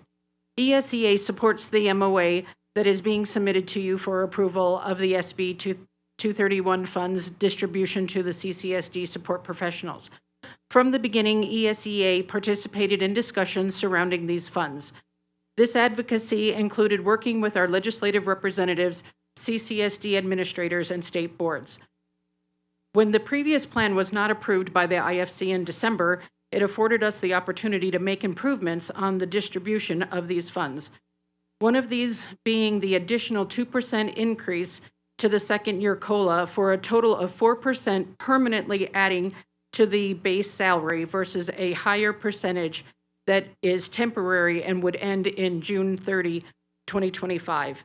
With the original 6.775% COLA given in year one, this brings the COLA to the ESEA contract to 10.775%, plus the 3% from the SB 231 for a grand total of 13.775% until June 30th of 2025.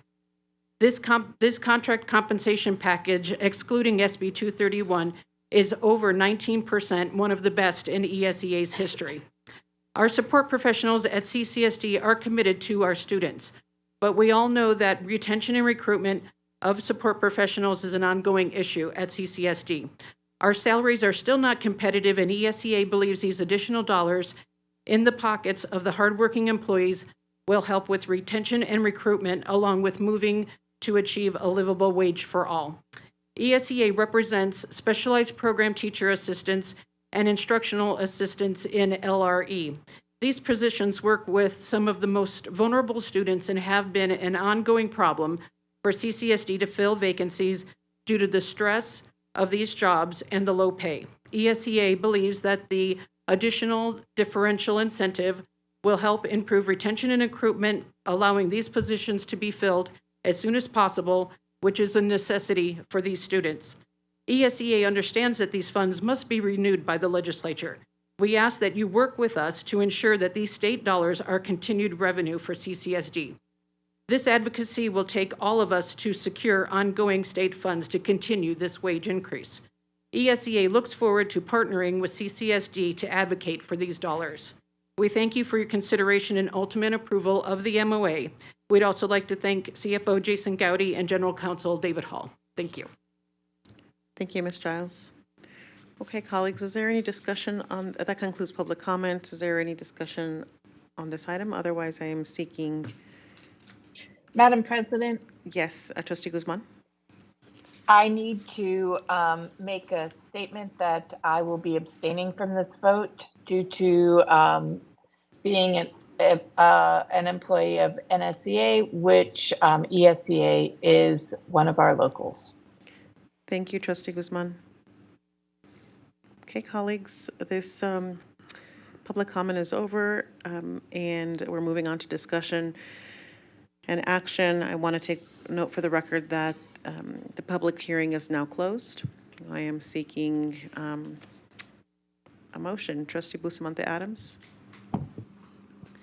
Thank you, Madam President. I move for the approval of the new memorandum of agreement between CCSD and ESEA. Thank you, Trustee Bustamante Adams. Colleagues, we have a motion by Trustee Bustamante Adams. Trustee Brooks. Thank you, Madam President. I second the motion. Thank you, Trustee Brooks. Colleagues, we have a motion by Trustee Bustamante Adams, a second by Trustee Brooks to adopt the 4.02. Please cast your vote. Trustee Williams.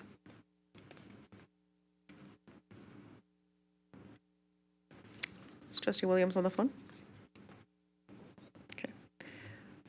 Let's go ahead and move forward with the votes, the results. Okay, colleagues, that motion passes 4 ayes and 1 abstention. Thank you very much. That motion passes. Thank you so much, everyone. Thank you, Ms. Giles, and the work that you do to represent the bargaining unit. Mr. Hall, glad that you're still here with us. We're going to move on to item 4.03. That is a public hearing on and possible approval of the new memorandum of agreement between the Clark County School District and the Clark County Education Association regarding the distribution of funds from Senate Bill 231. This is an action item, ladies and gentlemen. If you would like to speak on this item, I ask that you please submit a yellow card. Otherwise, once we begin the presentation, we will no longer accept yellow cards.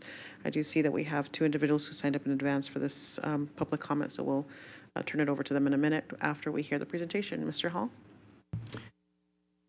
Nevada Revised Statute 288.153 requires that any new, extended, or modified collective bargaining agreement between a local government employer and an employee organization be approved by the governing body of the local government employer at a public hearing, and that the chief executive officer of the local government shall report to the local government the fiscal impact of that agreement. The Board of Trustees of the Clark County School District, or CCSD, approved a negotiated agreement between CCSD and the Clark County Education Association, or CCEA. An agreement has been reached pending approval by the Board of Trustees and the interim superintendent of schools regarding the distribution of funds allocated by Senate Bill 231. CCEA and CCSD drafted a new memorandum of agreement memorializing their agreement that Senate Bill 231 funds will be used to help fill hard-to-fill and special education positions and replace the 1.875% increase in the employee portion of the Public Employee Retirement System, or PERS. These increases will be funded by the allocation of money by Senate Bill 231. This is the time and place to conduct a public hearing on and discussion of and possible action on approval of the new memorandum of agreement between the Clark County School District and the Clark County Education Association regarding the distribution of funds allocated by Senate Bill 231. Thank you, Mr. Hall. Hey, colleagues, with your permission again, I'll move forward with public comment.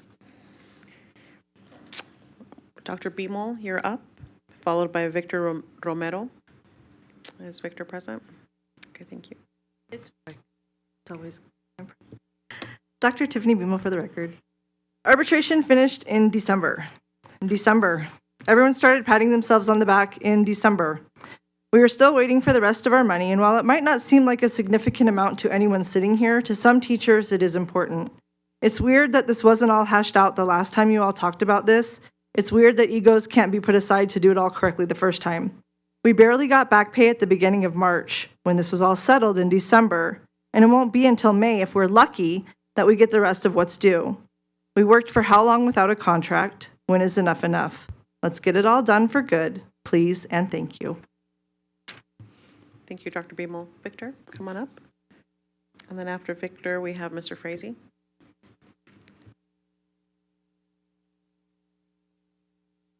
Hi, trustees. How is everybody doing tonight? Good.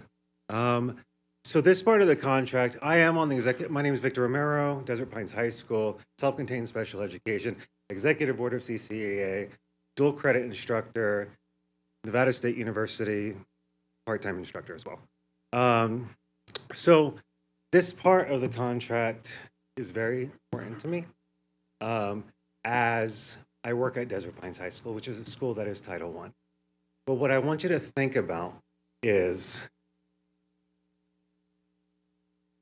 how this will affect the students that we work with, okay? How we don't get, you said something earlier. You said that you keep the target the same, but you add supports. I would challenge that academic rigor curves behavior problems. If we have so many vacancies, how can we have that academic rigor? This will help us so much. You said something, how the school is a reflection of the neighborhood. And when I first started working at Desert Pines High School, I was naive. I was naive to how much it would have a profound effect on me as a person. I thought I would go in, and I knew it was a rough school. I thought I would go in mentoring students that have tragedy happen in their lives. But what happens is you work there long enough, and that tragedy of the neighborhood is going to find you. And at Desert Pines High School, we have shared grief. And what this says is I see you, I appreciate you, and help is coming. I see you, I appreciate you, and help is on the way. That's what this means. As for special education, as you all know, our caseloads have gone up. We are in charge. We are basically also paralegals. We work with the most vulnerable students that we serve. And this says the same thing. I see you. I appreciate you. And help is on the way. We need that help. So I would ask that you approve this. The fact that the social workers, the counselors are getting this as well is huge. In our school, we work very well. My administration is amazing. We have shared grief. We get through it, and we keep on working. This is going to help so many of my students. We're going to get quality licensed professionals coming in all areas. This is going to help special education students throughout the Valley. I thank you very much. I appreciate it. Thank you, Mr. Romero. Mr. Frazee?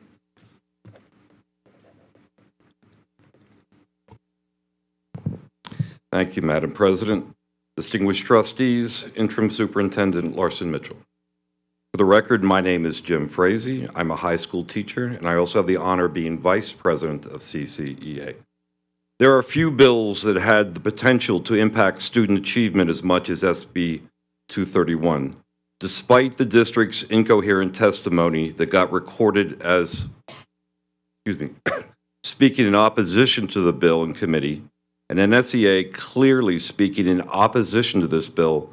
CCEA delivered.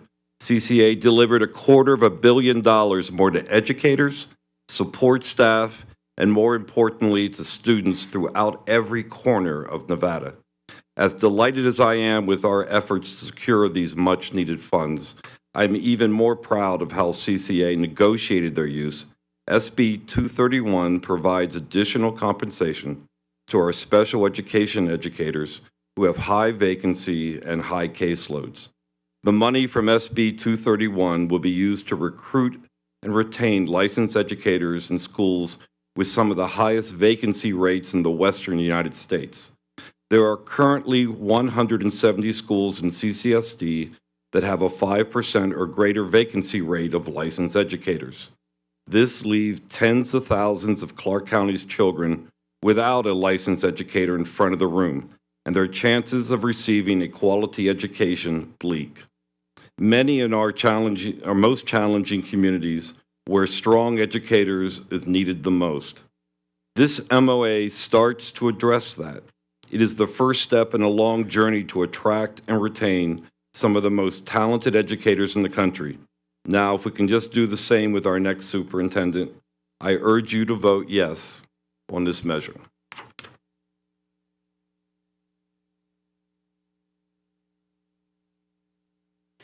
Thank you, Mr. Frazee.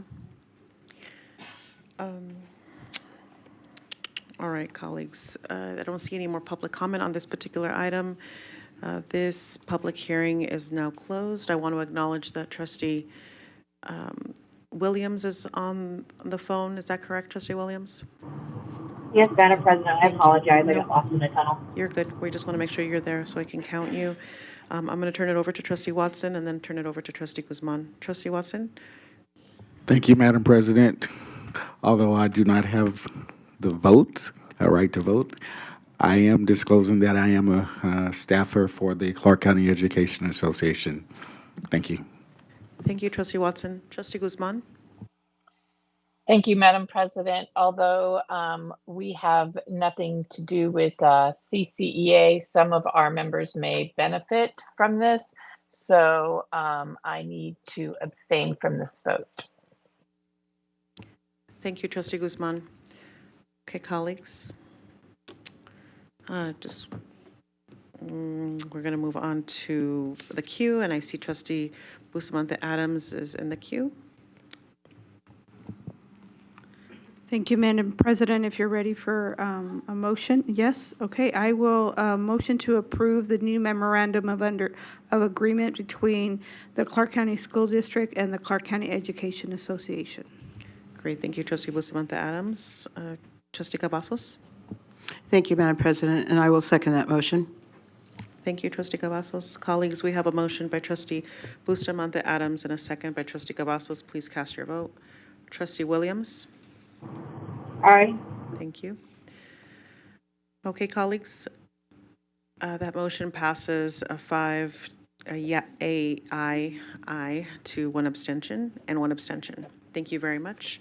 We're going to move on to, thank you, Mr. Hall. That concludes your presentations for the evening. Appreciate your support and your work in helping us close these items.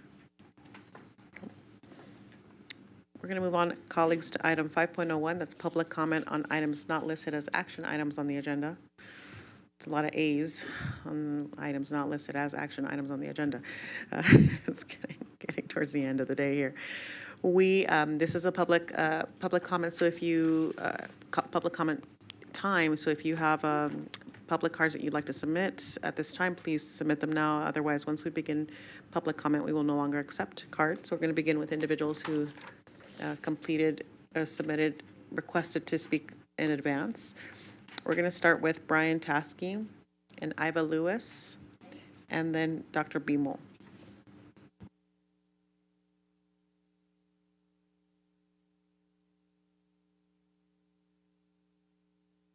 Good evening. For the record, my name is Brian Paskey. I am a CSM at Ruthie Deskin Elementary School. Dear CSD board members, the teachers and staff at Ruthie Deskin Elementary School would like to express our unyielding disagreement with the recent parents who spoke out against our school and slandered our principal, Jessica Robbins. There were allegations made that were either hugely exaggerated or simply untrue. Because our SOT meeting was changed from last week to tonight, most of us could be in attendance, but we support our school and principal. It is important to understand that these parents who spoke at the March 14th board meeting have been led by one main parent. This parent who spoke on March 14th, along with his partner, has been upset with Ms. Robbins since September of 2023. It started with a minor disagreement that gradually escalated. It worsened after the volunteer policies were changed and tightened up. This parent was also the SOT president until he resigned last Friday. At the SOT meeting of this year, he was angered by recent developments of a fundraising effort, among other things, and began hollering during the meetings. Ms. Robbins attempted to de-escalate the situation, and to no avail, had to finally end the meeting. This parent said, quote, "This was the final straw," unquote, and since then has started his campaign to remove our principal. He stated by speaking to other parents at dismissal, trying to find other parents and even some teachers to join his efforts. He even went so far as to stand at corners with a petition to remove Ms. Robbins. Recently, he began going door to door, asking parents if they were satisfied with her performance. We had parents, even a student, come to the school concerned about a man showing up at their door saying malicious things about our principal. Over the course of his efforts, he has managed to gather a few parents who are also disgruntled. These parents have turned our SOT meetings into what feels like interrogation sessions. One of these parents stands outside of our school and records students looking for violations and things to submit complaints about.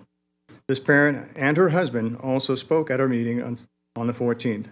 She has criticized several staff members and Ms. Robbins multiple times throughout the year. She has sent angry emails to the board members, superintendents, and news outlets with information that is both distorted and fabricated. There are 5 or 6 disconcerted parents that represent the overall, that do not represent the overall opinion of Deskin. At Deskin, all our staff members have been encouraged to remain professional and continue working our hardest to help students learn and grow. We're also requesting the board to do a full investigation into the accusations being made.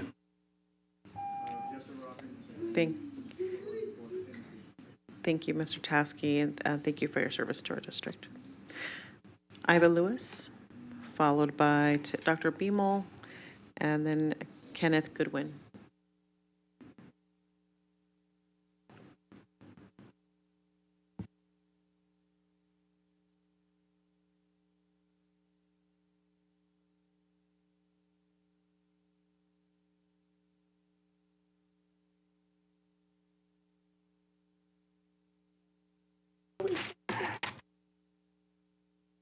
It's okay. It is okay. Okay.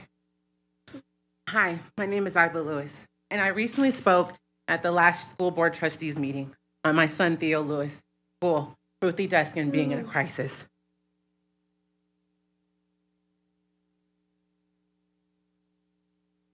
Excuse me, sorry. About my son's school being in a crisis. My son is in the autism program. He is nonverbal, so Theo cannot properly communicate with me what is being done to him while he's at school.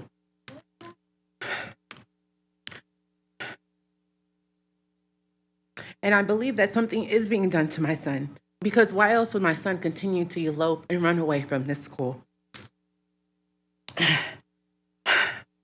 If I pull my son, I will only be putting a Band-Aid over this problem. And this is a big, big problem. And as his parent, as his mother, I ask that you guys continue to investigate Mrs. Robbins, because if she continues to be the principal at Ruthie Deskin Elementary, our children are only getting a bare minimum education, and they are not in a safe educational environment. My fear is that my son will grow up and he will continue to be passed on grade to grade to grade. And at the end of the year, end of a school year of turning 18, he will not be able to have a basic job. That means working at McDonald's or Starbucks. If you keep Miss Robbins at that school, my son will continue to be passed on and not get the proper education that he is entitled to. So I ask that you guys continue to investigate and that you do not let us down. But remember, time waits for no one. So please continue to investigate. Thank you.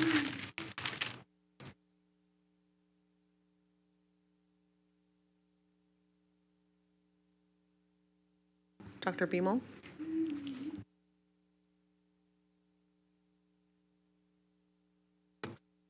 Good evening, Tiffany Beamel for the record. I spoke a few weeks ago and I wanted to update you all. My regional speech about student councils presenting to the board seemed to pique the interest of some board members. Students could come up and present about the good things and challenges that were happening on campuses. After that meeting, I was approached by a gentleman who told me that the grown-ups were the ones who wanted the kids to stop presenting. That upsets me because we're supposed to be number one for kids, but we want to silence the kids? That's not how this works, and it shouldn't be how any of this works. Our students should be encouraged to see how local government, dysfunctional as it may seem, runs, and they should want to be a part of it. I guess it would be very discouraging for any members of our amazing student council community to want to know that the grown-ups didn't want to hear from them regularly. I think this is something that you need to revisit under our new superintendent, Dr. Larson Mitchell. She likes students. She spent some time with our churches this week, and she had fun on our campus. Perhaps we can get more students involved and be number one for kids, not for grown-ups. A quick update on our lovely portable temporary classrooms. With all this rain and inclement weather, I've had 3 students who fell victim to my weirdly vertical stairs, both tripping up and down them. They've replaced ceiling tiles, and I've had weird water spots on the ceilings directly above my $5,000 interactive panel in the last week's storm. I have a feeling these are in danger of some severe water damage. Also, think about the poor teacher whose portable caught fire over winter break. His school told him to claim all the supplies he'd purchased for his PE classroom on his homeowner's insurance because they were not reimbursing him for the losses in the fire. The fire that was not his fault, the fire that happened over winter break in his portable classroom. If he claims that on his insurance, his rates will go up. They also suggested a GoFundMe campaign to replenish all the supplies he lost. That seems fair too, right?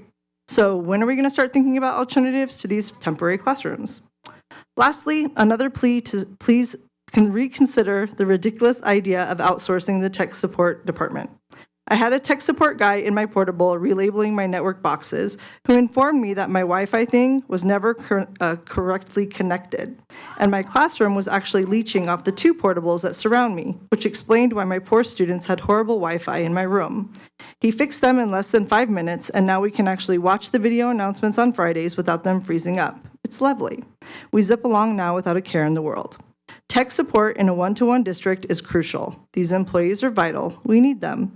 Please do not outsource them. They're important. If you're trying to cut costs somewhere, might I suggest you take a look at the furniture budget in the warrants over the last few board meetings. They've been pretty high as of late, or the $500,000 in Domino's Pizza and milk that's in the February and March warrants as well. That's kind of mind-boggling. Thank you. Thank you, Dr. Bewell. Thank you for your service to our district. Mr. Goodwin? Kenneth Goodwin? Mr. Bayless? Is Matt Long present? Matt, come on up, please. State your name for the record. And after Matt, we have Stone Amston. Okay. Welcome. Thank you. Hello, Board of Trustees and Interim Superintendent. My name is Matthew Long. I'm a parent of 3 students in CCSD. My oldest son, Connor, and his peer teammates are freshmen at Basic Academy and are part of the Magnet program. Connor's eligibility and his teammates were denied to play baseball as freshmen at a Magnet school due to Rule NAC 385B.716, which states, and I quote, from Clark County Athletics decision, any pupil who transfers to another school is presumed ineligible to participate in any sanctioned sport at the school to which the pupil transfers for 180 school days. My issue is with the term transfer. Transfer status has never been applied to students at magnet school programs until this year. In fact, when I recently emailed the magnet office and asked, will my child need a waiver to attend magnet school? And what will my child be considered a transfer student? Both answers in the email from the CCS Magnet Department stated no and no. The NIAA and CCSD has subtly changed their interpretation of the term transfer and now applies it towards freshman magnet students. So these students cannot meet the goals and cannot play their sport. You have essentially moved the goalpost on these student athletes. The act of moving goalposts can be very disheartening. Please do not alter the interpretations of rules during their course. The right thing to do is to get together, revise and clarify the rule as you would like it interpreted. Then send out a memo to all the coaches, high school and club, CCSD athletic directors, and principals and parents of all CCSD students. Educate them so everyone understands the rule. Then implement the rule the following year so it's fair. I implore the board to reconsider the recent interpretation of the transfer rule and restore the eligibility of these student athletes immediately. Their opportunity to participate in sports is a critical part of their education and development, and this should not be denied due to a sudden policy change. Please act to uphold fairness and support our students' aspirations. Thank you. Thank you, Mr. Long. I see Interim Superintendent Larson Mitchell messaging a member of his staff, her staff, excuse me. So thank you for that, Dr. Larson Mitchell, to help resolve Mr. Long's challenge, concern. Is Stone present? Stone, come on up, please.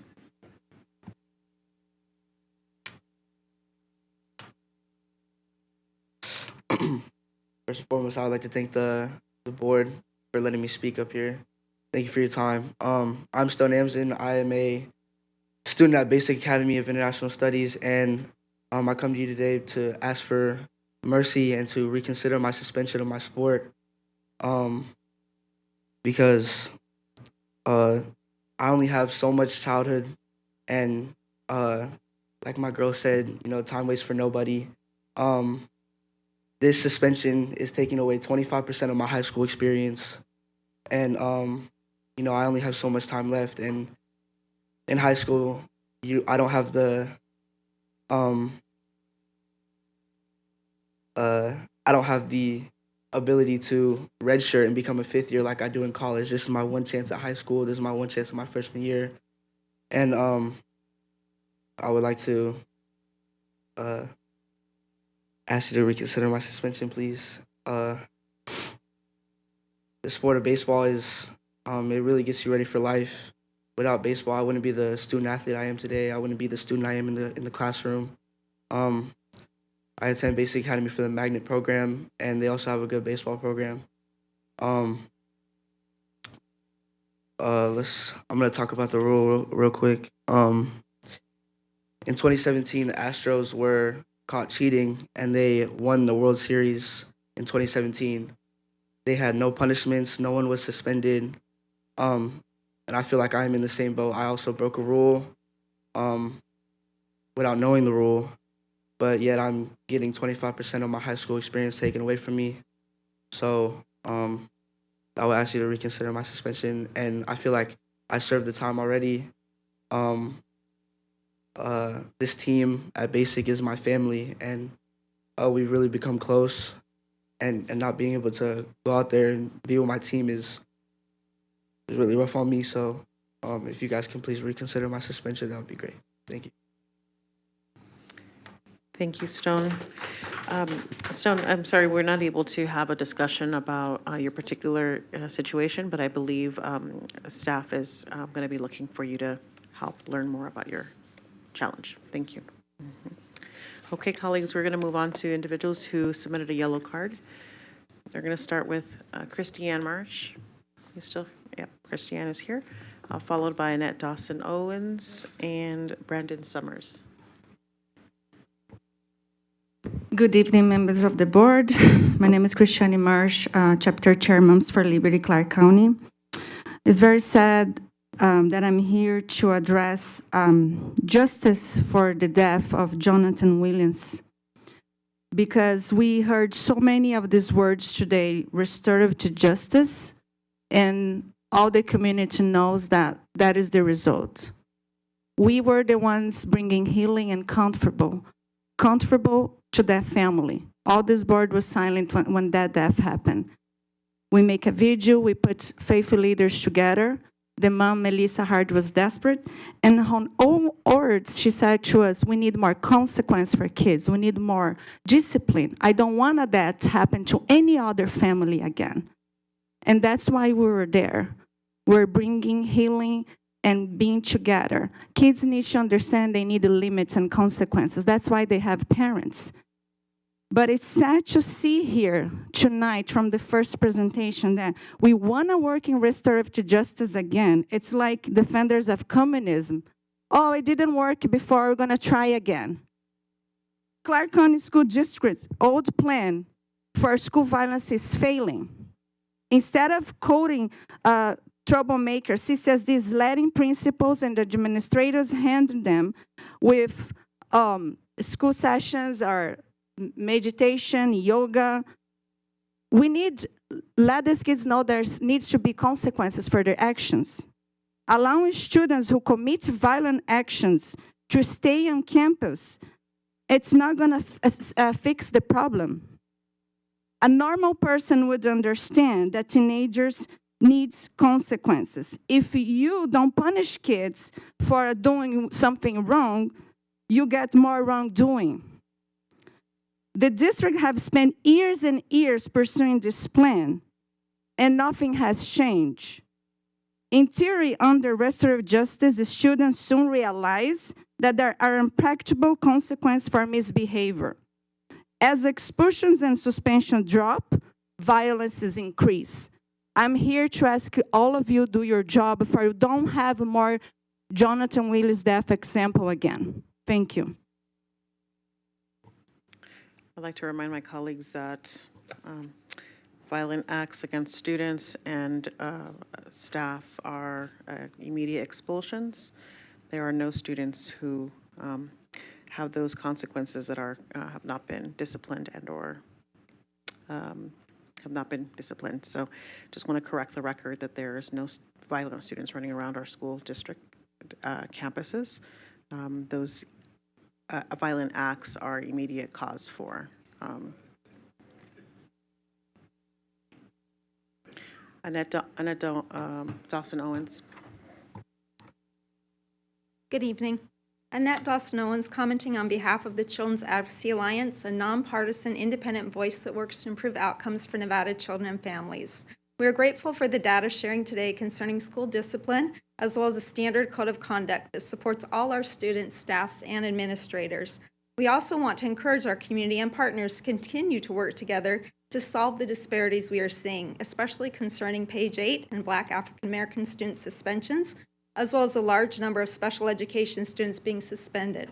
We also noted that we need to have data on our elementary school students and their expulsions, as well as data on our unhoused students and those experiencing foster care.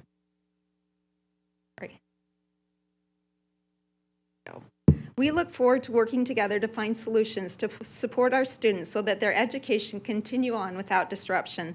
Thank you for your time and effort as we work to address school discipline in the future. The Children's Advocacy Alliance respectfully requests to meet with trustees and CCSD to continue to discuss these solutions. Thank you. Thank you. Mr. Summers, followed by Tamara Pfeffer, and Dylan Lee, and then Connor Long.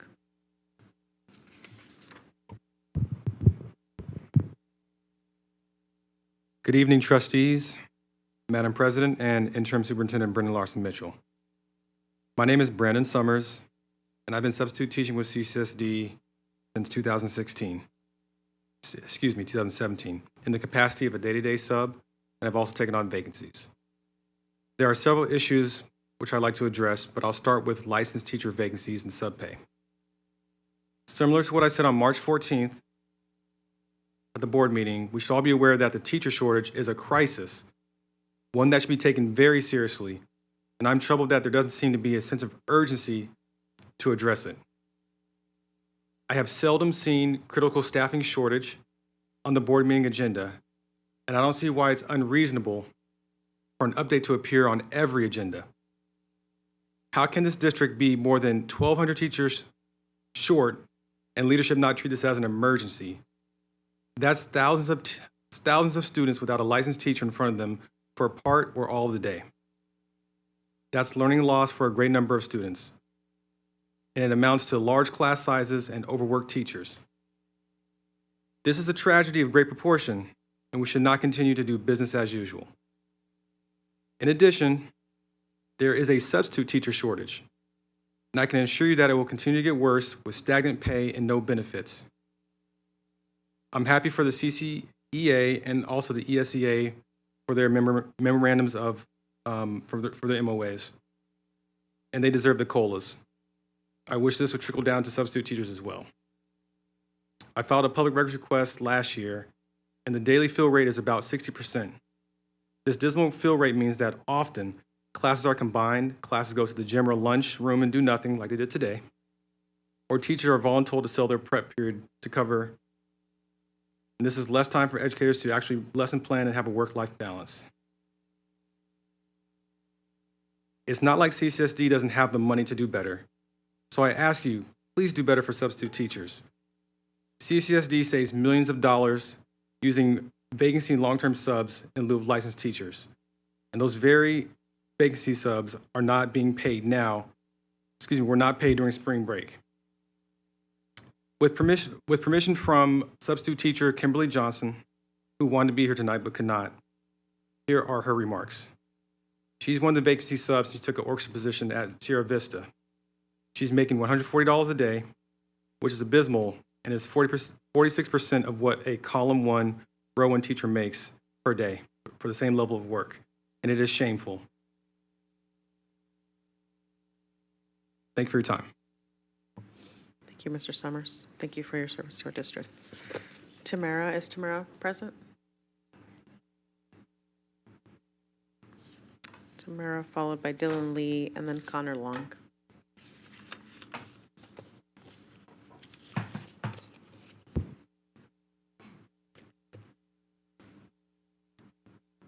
Good evening. For the record, my name is Tamara Pfeffer. I have been discriminated against and retaliated against as a whistleblower for the past year by Clark County School District's Chief Information Officer, Dr. Marilyn Delmont, and her Enterprise Technology Officer, David Rosario. I've sent multiple emails about CCSD's failure to enforce ADA accommodations to the Board of Trustees and interim superintendent. I was then notified my position will be eliminated shortly thereafter.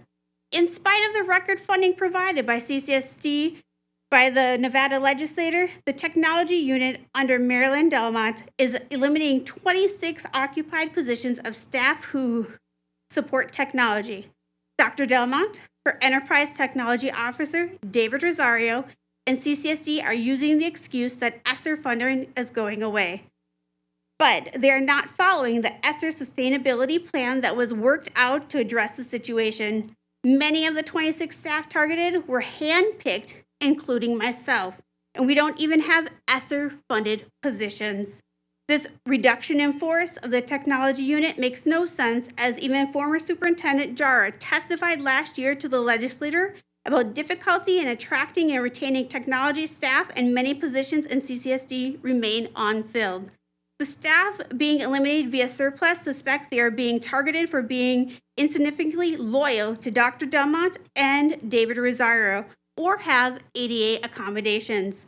CCSD is spending over $70 million to upgrade every classroom with the latest technologies. My position is not ESSER funded, but I have been supporting teachers and students to be a key member of the project, training teachers and technicians on how to use and support the new interactive flat panels and classroom audio. Chief Information Officer Dr. Delmont claims I do not do training. She is well aware that training is part of my job duties and responsibilities, and she has tried to take them from me in the past. Last year, Dr. Delmont was conducting an investigation, and she forged a witness statement in my name and tried to make me sign it. When I didn't, she surplused me, but that was reversed after ESCA got involved. When that didn't work, she changed the department I worked for, and that was reversed as well.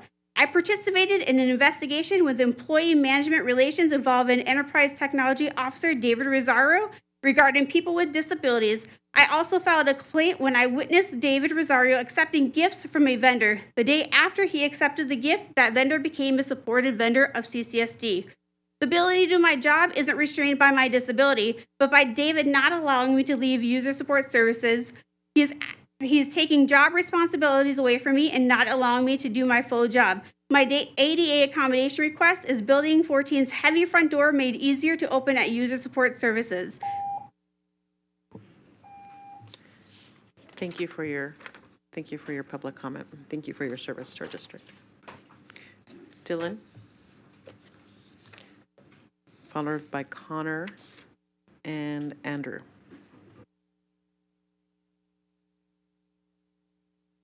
Good evening. My name is Dylan Lee, and it's an honor to be standing here. I am a freshman at Basic Academy High School, and told as of March 4, 2024, I have to sit out my freshman year of high school. My older brother goes to Basic Academy as well as most of my friends, so it's natural that I attend Basic to be able to play with my brothers and friends in the sport that I truly love. Also, it was a privilege to be accepted into Basic Academy IB program and be a part of the Basic Academy school spirit, but this ruins it for me. I don't understand why I was labeled a transfer student if it was my first year of high school and I had never played high school baseball. Because of the decisions from the school board to have me sit out this year, this has impacted my emotional well-being and felt ostracized by others. I stand here and plead for you to appeal the decisions and allow me to play baseball for the remainder of the year. Thank you for your time. Thank you for your... Please hold your applause. Grateful to have our students present, but we would like to continue to move forward. Mrs. Connor present. Connor, come on up. Thank you, and please hold your applause. After his presentation, or his public comment, excuse me, followed by Andrew Polkin. Dear Superintendent and members of the school board, my name is Connor Long, and I'm a student enrolled in the IB program at Basic Academy of International Studies. It has come to my attention that I've been deemed ineligible on March 4th of 2024 to participate in any sports at Basic High School. This decision has been made by CCSD, and the NIAA relies on a misinterpretation of NAC 385B.716, which implies that incoming freshmen from middle schools are automatically deemed transfer students and thus ineligible for athletic participation. However, according to the NAC 385B.052, a transfer is defined as withdrawal from one school and subsequent enrolled in another. I wish to clarify that I was accepted into the IB program without withdrawing from any previous school.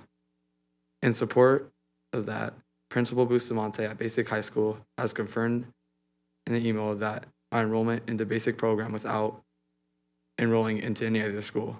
Therefore, I emphasize that I'm not a transfer student as originally addressed. I implore that the entire board to thoroughly investigate my situation and question the actions of the CCSD athletic department and the NIAA. The ruling not only impacts freshmen at Basic High School, but also impacts freshmen at any other school in the CCSD district high school. With urgency, I kindly request to reconsider the situation to please help me regain my rightful peace on the baseball field, as I have done nothing wrong. Thank you. Thank you, Mr. Long. Is Andrew present? Andrew, come on up, followed by Jim Frazee and Hunter Nolan.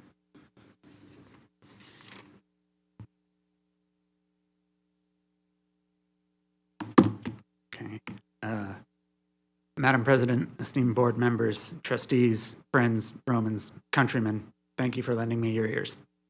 My name is Andrew Plotkin, and I've been a substitute teacher here for over 3 years. After seeing the amount of food waste that occurs in schools every day, I formed a 501c3 nonprofit called the Should Project, with the goal of utilizing that food waste to combat food insecurity in our Las Vegas community. I made certain to get confirmation from a state senator that my intentions in no way conflicted with school food program guidelines. I'm now a consistent supplier of food to the Nevada Homeless Alliance and soon Vegas Stronger. These organizations already have well-established infrastructure and the systems needed to get the food where and to whom it is needed most. In the past 5 weeks, the Should Project has been featured on 8 News Now and Fox 5 News. And now that I'm done putting myself over, I will allow the data that I've gathered from implementing my incredibly simple solution to illustrate the magnitude of the issue. In May of 2023, I put one standard refrigerator, 27 cubic feet, in a school of approximately 200 students. They were directed to fill up the fridge as much as possible before throwing away any perishable food. The food has been picked up twice a week, and it totals approximately 1 ton every month. If that's what a singular household refrigerator is saving, then a lot more than that is still being thrown away. As I'm sure many of you know, the average school size in LV is approximately 850 students. So doing the math based on that statistics, that's over 4 tons of food every month at every school that could be saved. There are approximately 380 schools in the CCSD. Doing that by that math, approximately 3.05 million pounds of food could be saved every month. That weight is equal to over 900 Honda CRVs. A 2-door, 49 cubic foot commercial refrigerator averages about $2,100. Thanks to the awareness, I already have a GE repair technician who has offered his services, so repairing commercial refrigerators would cost significantly less. I'm requesting a meeting to discuss a partnership with the CCSD to further this zero waste solution that has the added environmental bonus of lessening the waste going into landfills, which means fewer greenhouse gas emissions. And just as a heads up for whomever I'm meeting with, I'm seeking a $20,000 grant that I will match with in-kind donations. Thank you very much for allowing me this forum, and I don't mind applause, but it's probably wrong. Thank you for helping us conduct our business meeting. And Mr. Polkin, thank you for your service to our district. Placken, thank you, Mr. I do appreciate the reference. Thank you, Mr. Placken, and I believe there's a member of the staff waiting for you outside of the room to discuss your concern. Thank you. Mr. Frazee, come on up, please. Thank you, Madam President. For the record, Jim Frazee. I am speaking as a taxpayer, and I'd like you to think how amazed I was when I woke up one morning and looked at the paper and having my cup of coffee and found out that the fine people of Henderson, the fine people of North Las Vegas are suing this body over the implementation of the law that seats appointed trustees. As someone who has personally went up to Carson City and worked on this bill more than both legislative sessions, and have talked to people, and I believe the sponsor of the legislation, the creator of the law, came to tell you that your implementation of this is wrong. I pay taxes to this district for the education of our children. That's my sacrifice, and I'm glad to do it. It is not to defend a lawsuit that's indefensible. I can tell you many times I have been in the presence of Trustee Watson, and I have been intimidated by his intellect. But I've always allowed him to speak his mind, and I welcome the conversation. It is mind-boggling to me, and I say that respectfully, that appointed trustees can't even make a motion to bring an idea before your consideration. Not the fact that you could vote it down if you find it troubling. I have been rewarded with great joy listening to the appointed trustees' questions and comments over this period. I find them a breath of fresh air, and I can see where they would be threatening to some people. But I'm going to ask you, with respect to all the taxpayers in Clark County, that you reconsider these policies and allow this motion to go away.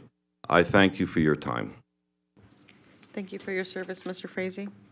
Is Hunter present? Hunter, followed by Anthony and Angela Faye Longman. Madam President, esteemed trustees, Interim Superintendent Larson Mitchell, it's a joy to be with you tonight. I have such immense respect for all you do.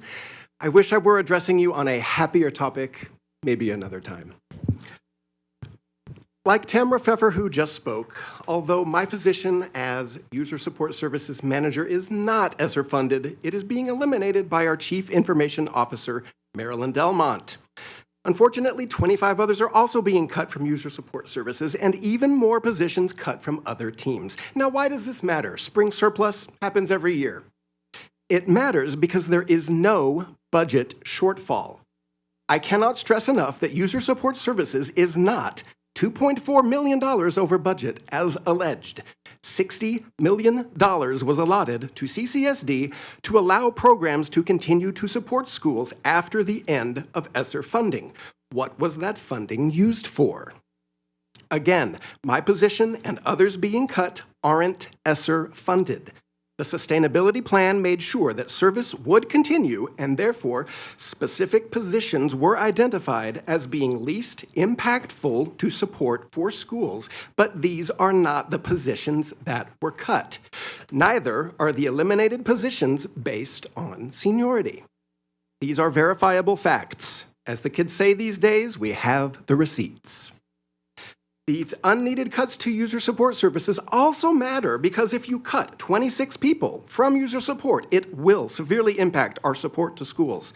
Some services will experience a reduction or a severe delay, and some services will not be able to continue at all. None of the ESSER money was allocated to schools during the spring budget surplus. This is not a school position versus central position funding problem. There is no such funding problem. With all due respect to the board cannot delegate responsibility over the district.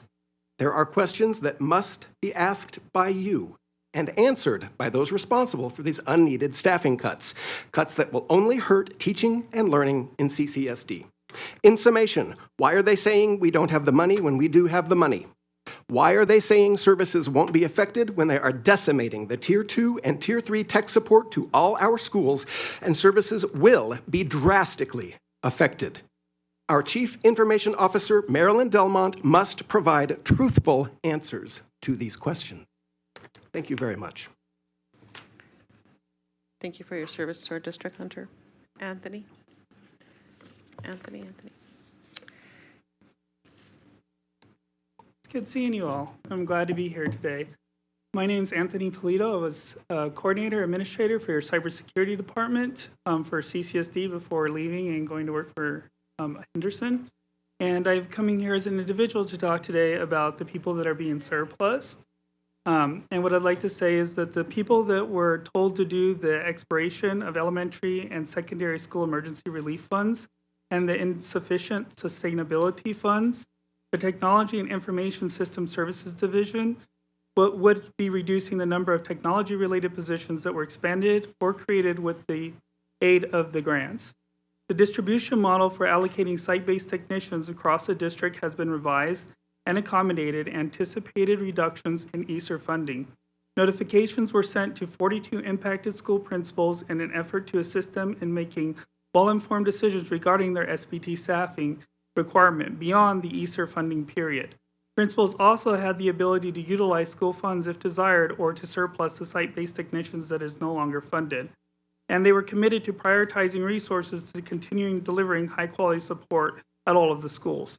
However, the response that you have been given and others concerning the surplus of central positions, the comments were focused solely on school-based technicians funded through ESSER, a topic previously resolved in January by integrating all school staff into the principal's strategic budget, allowing most principals to allocate school funds for their base technicians.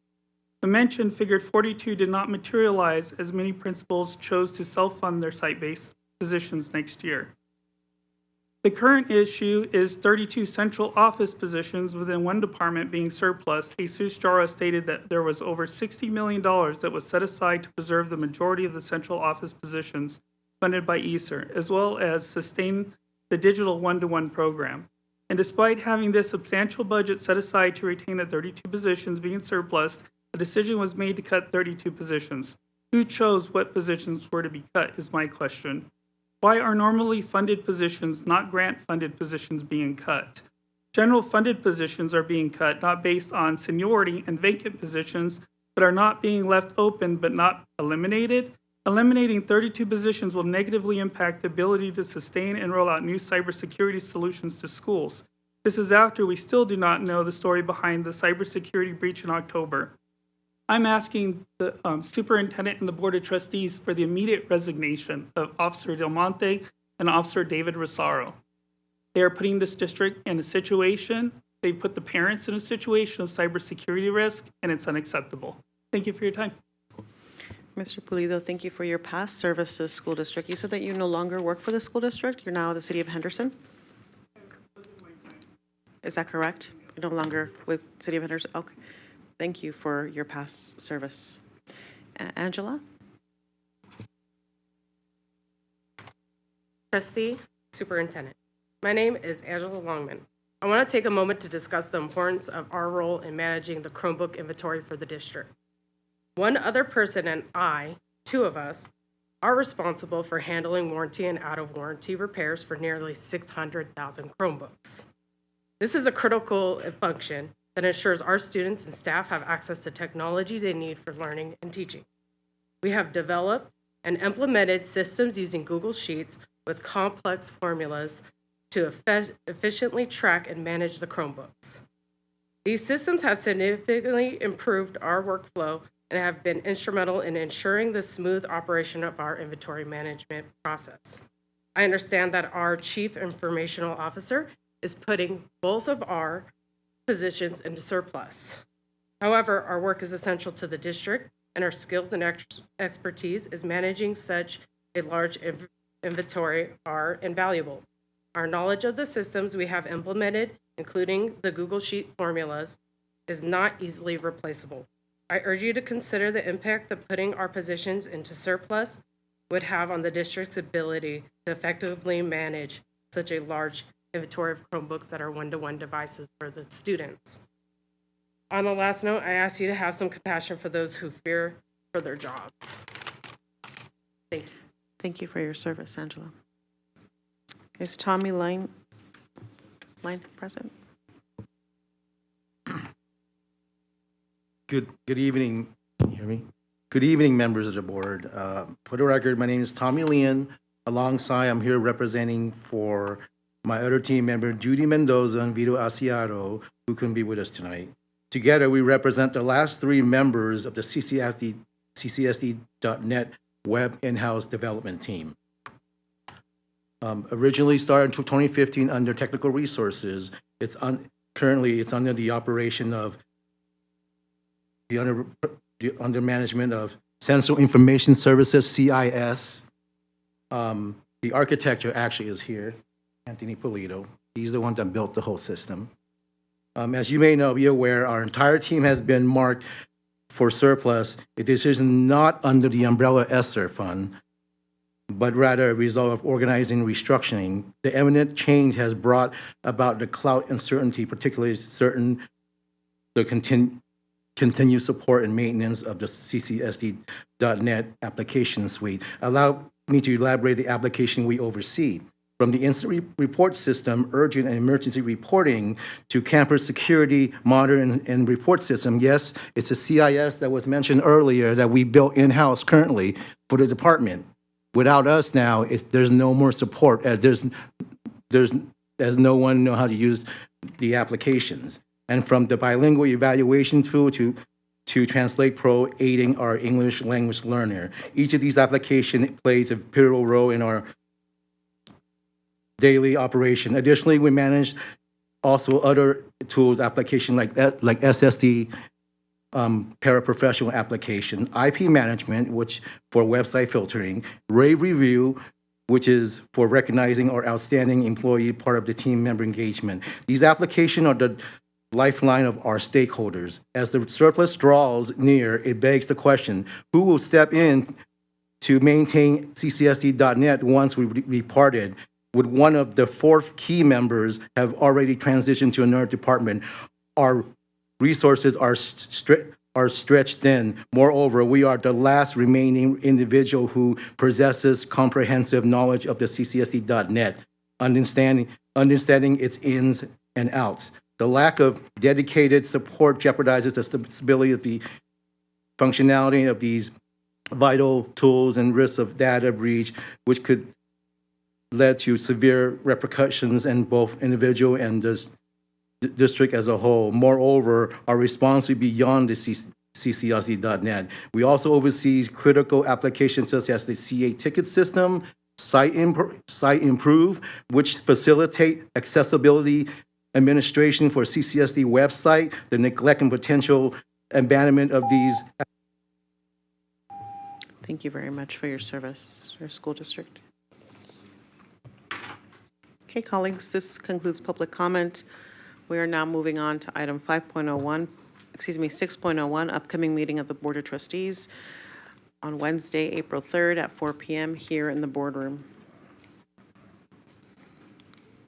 Okay, at this time, I'm going to move on to adjournment. I'm seeking a motion to adjourn.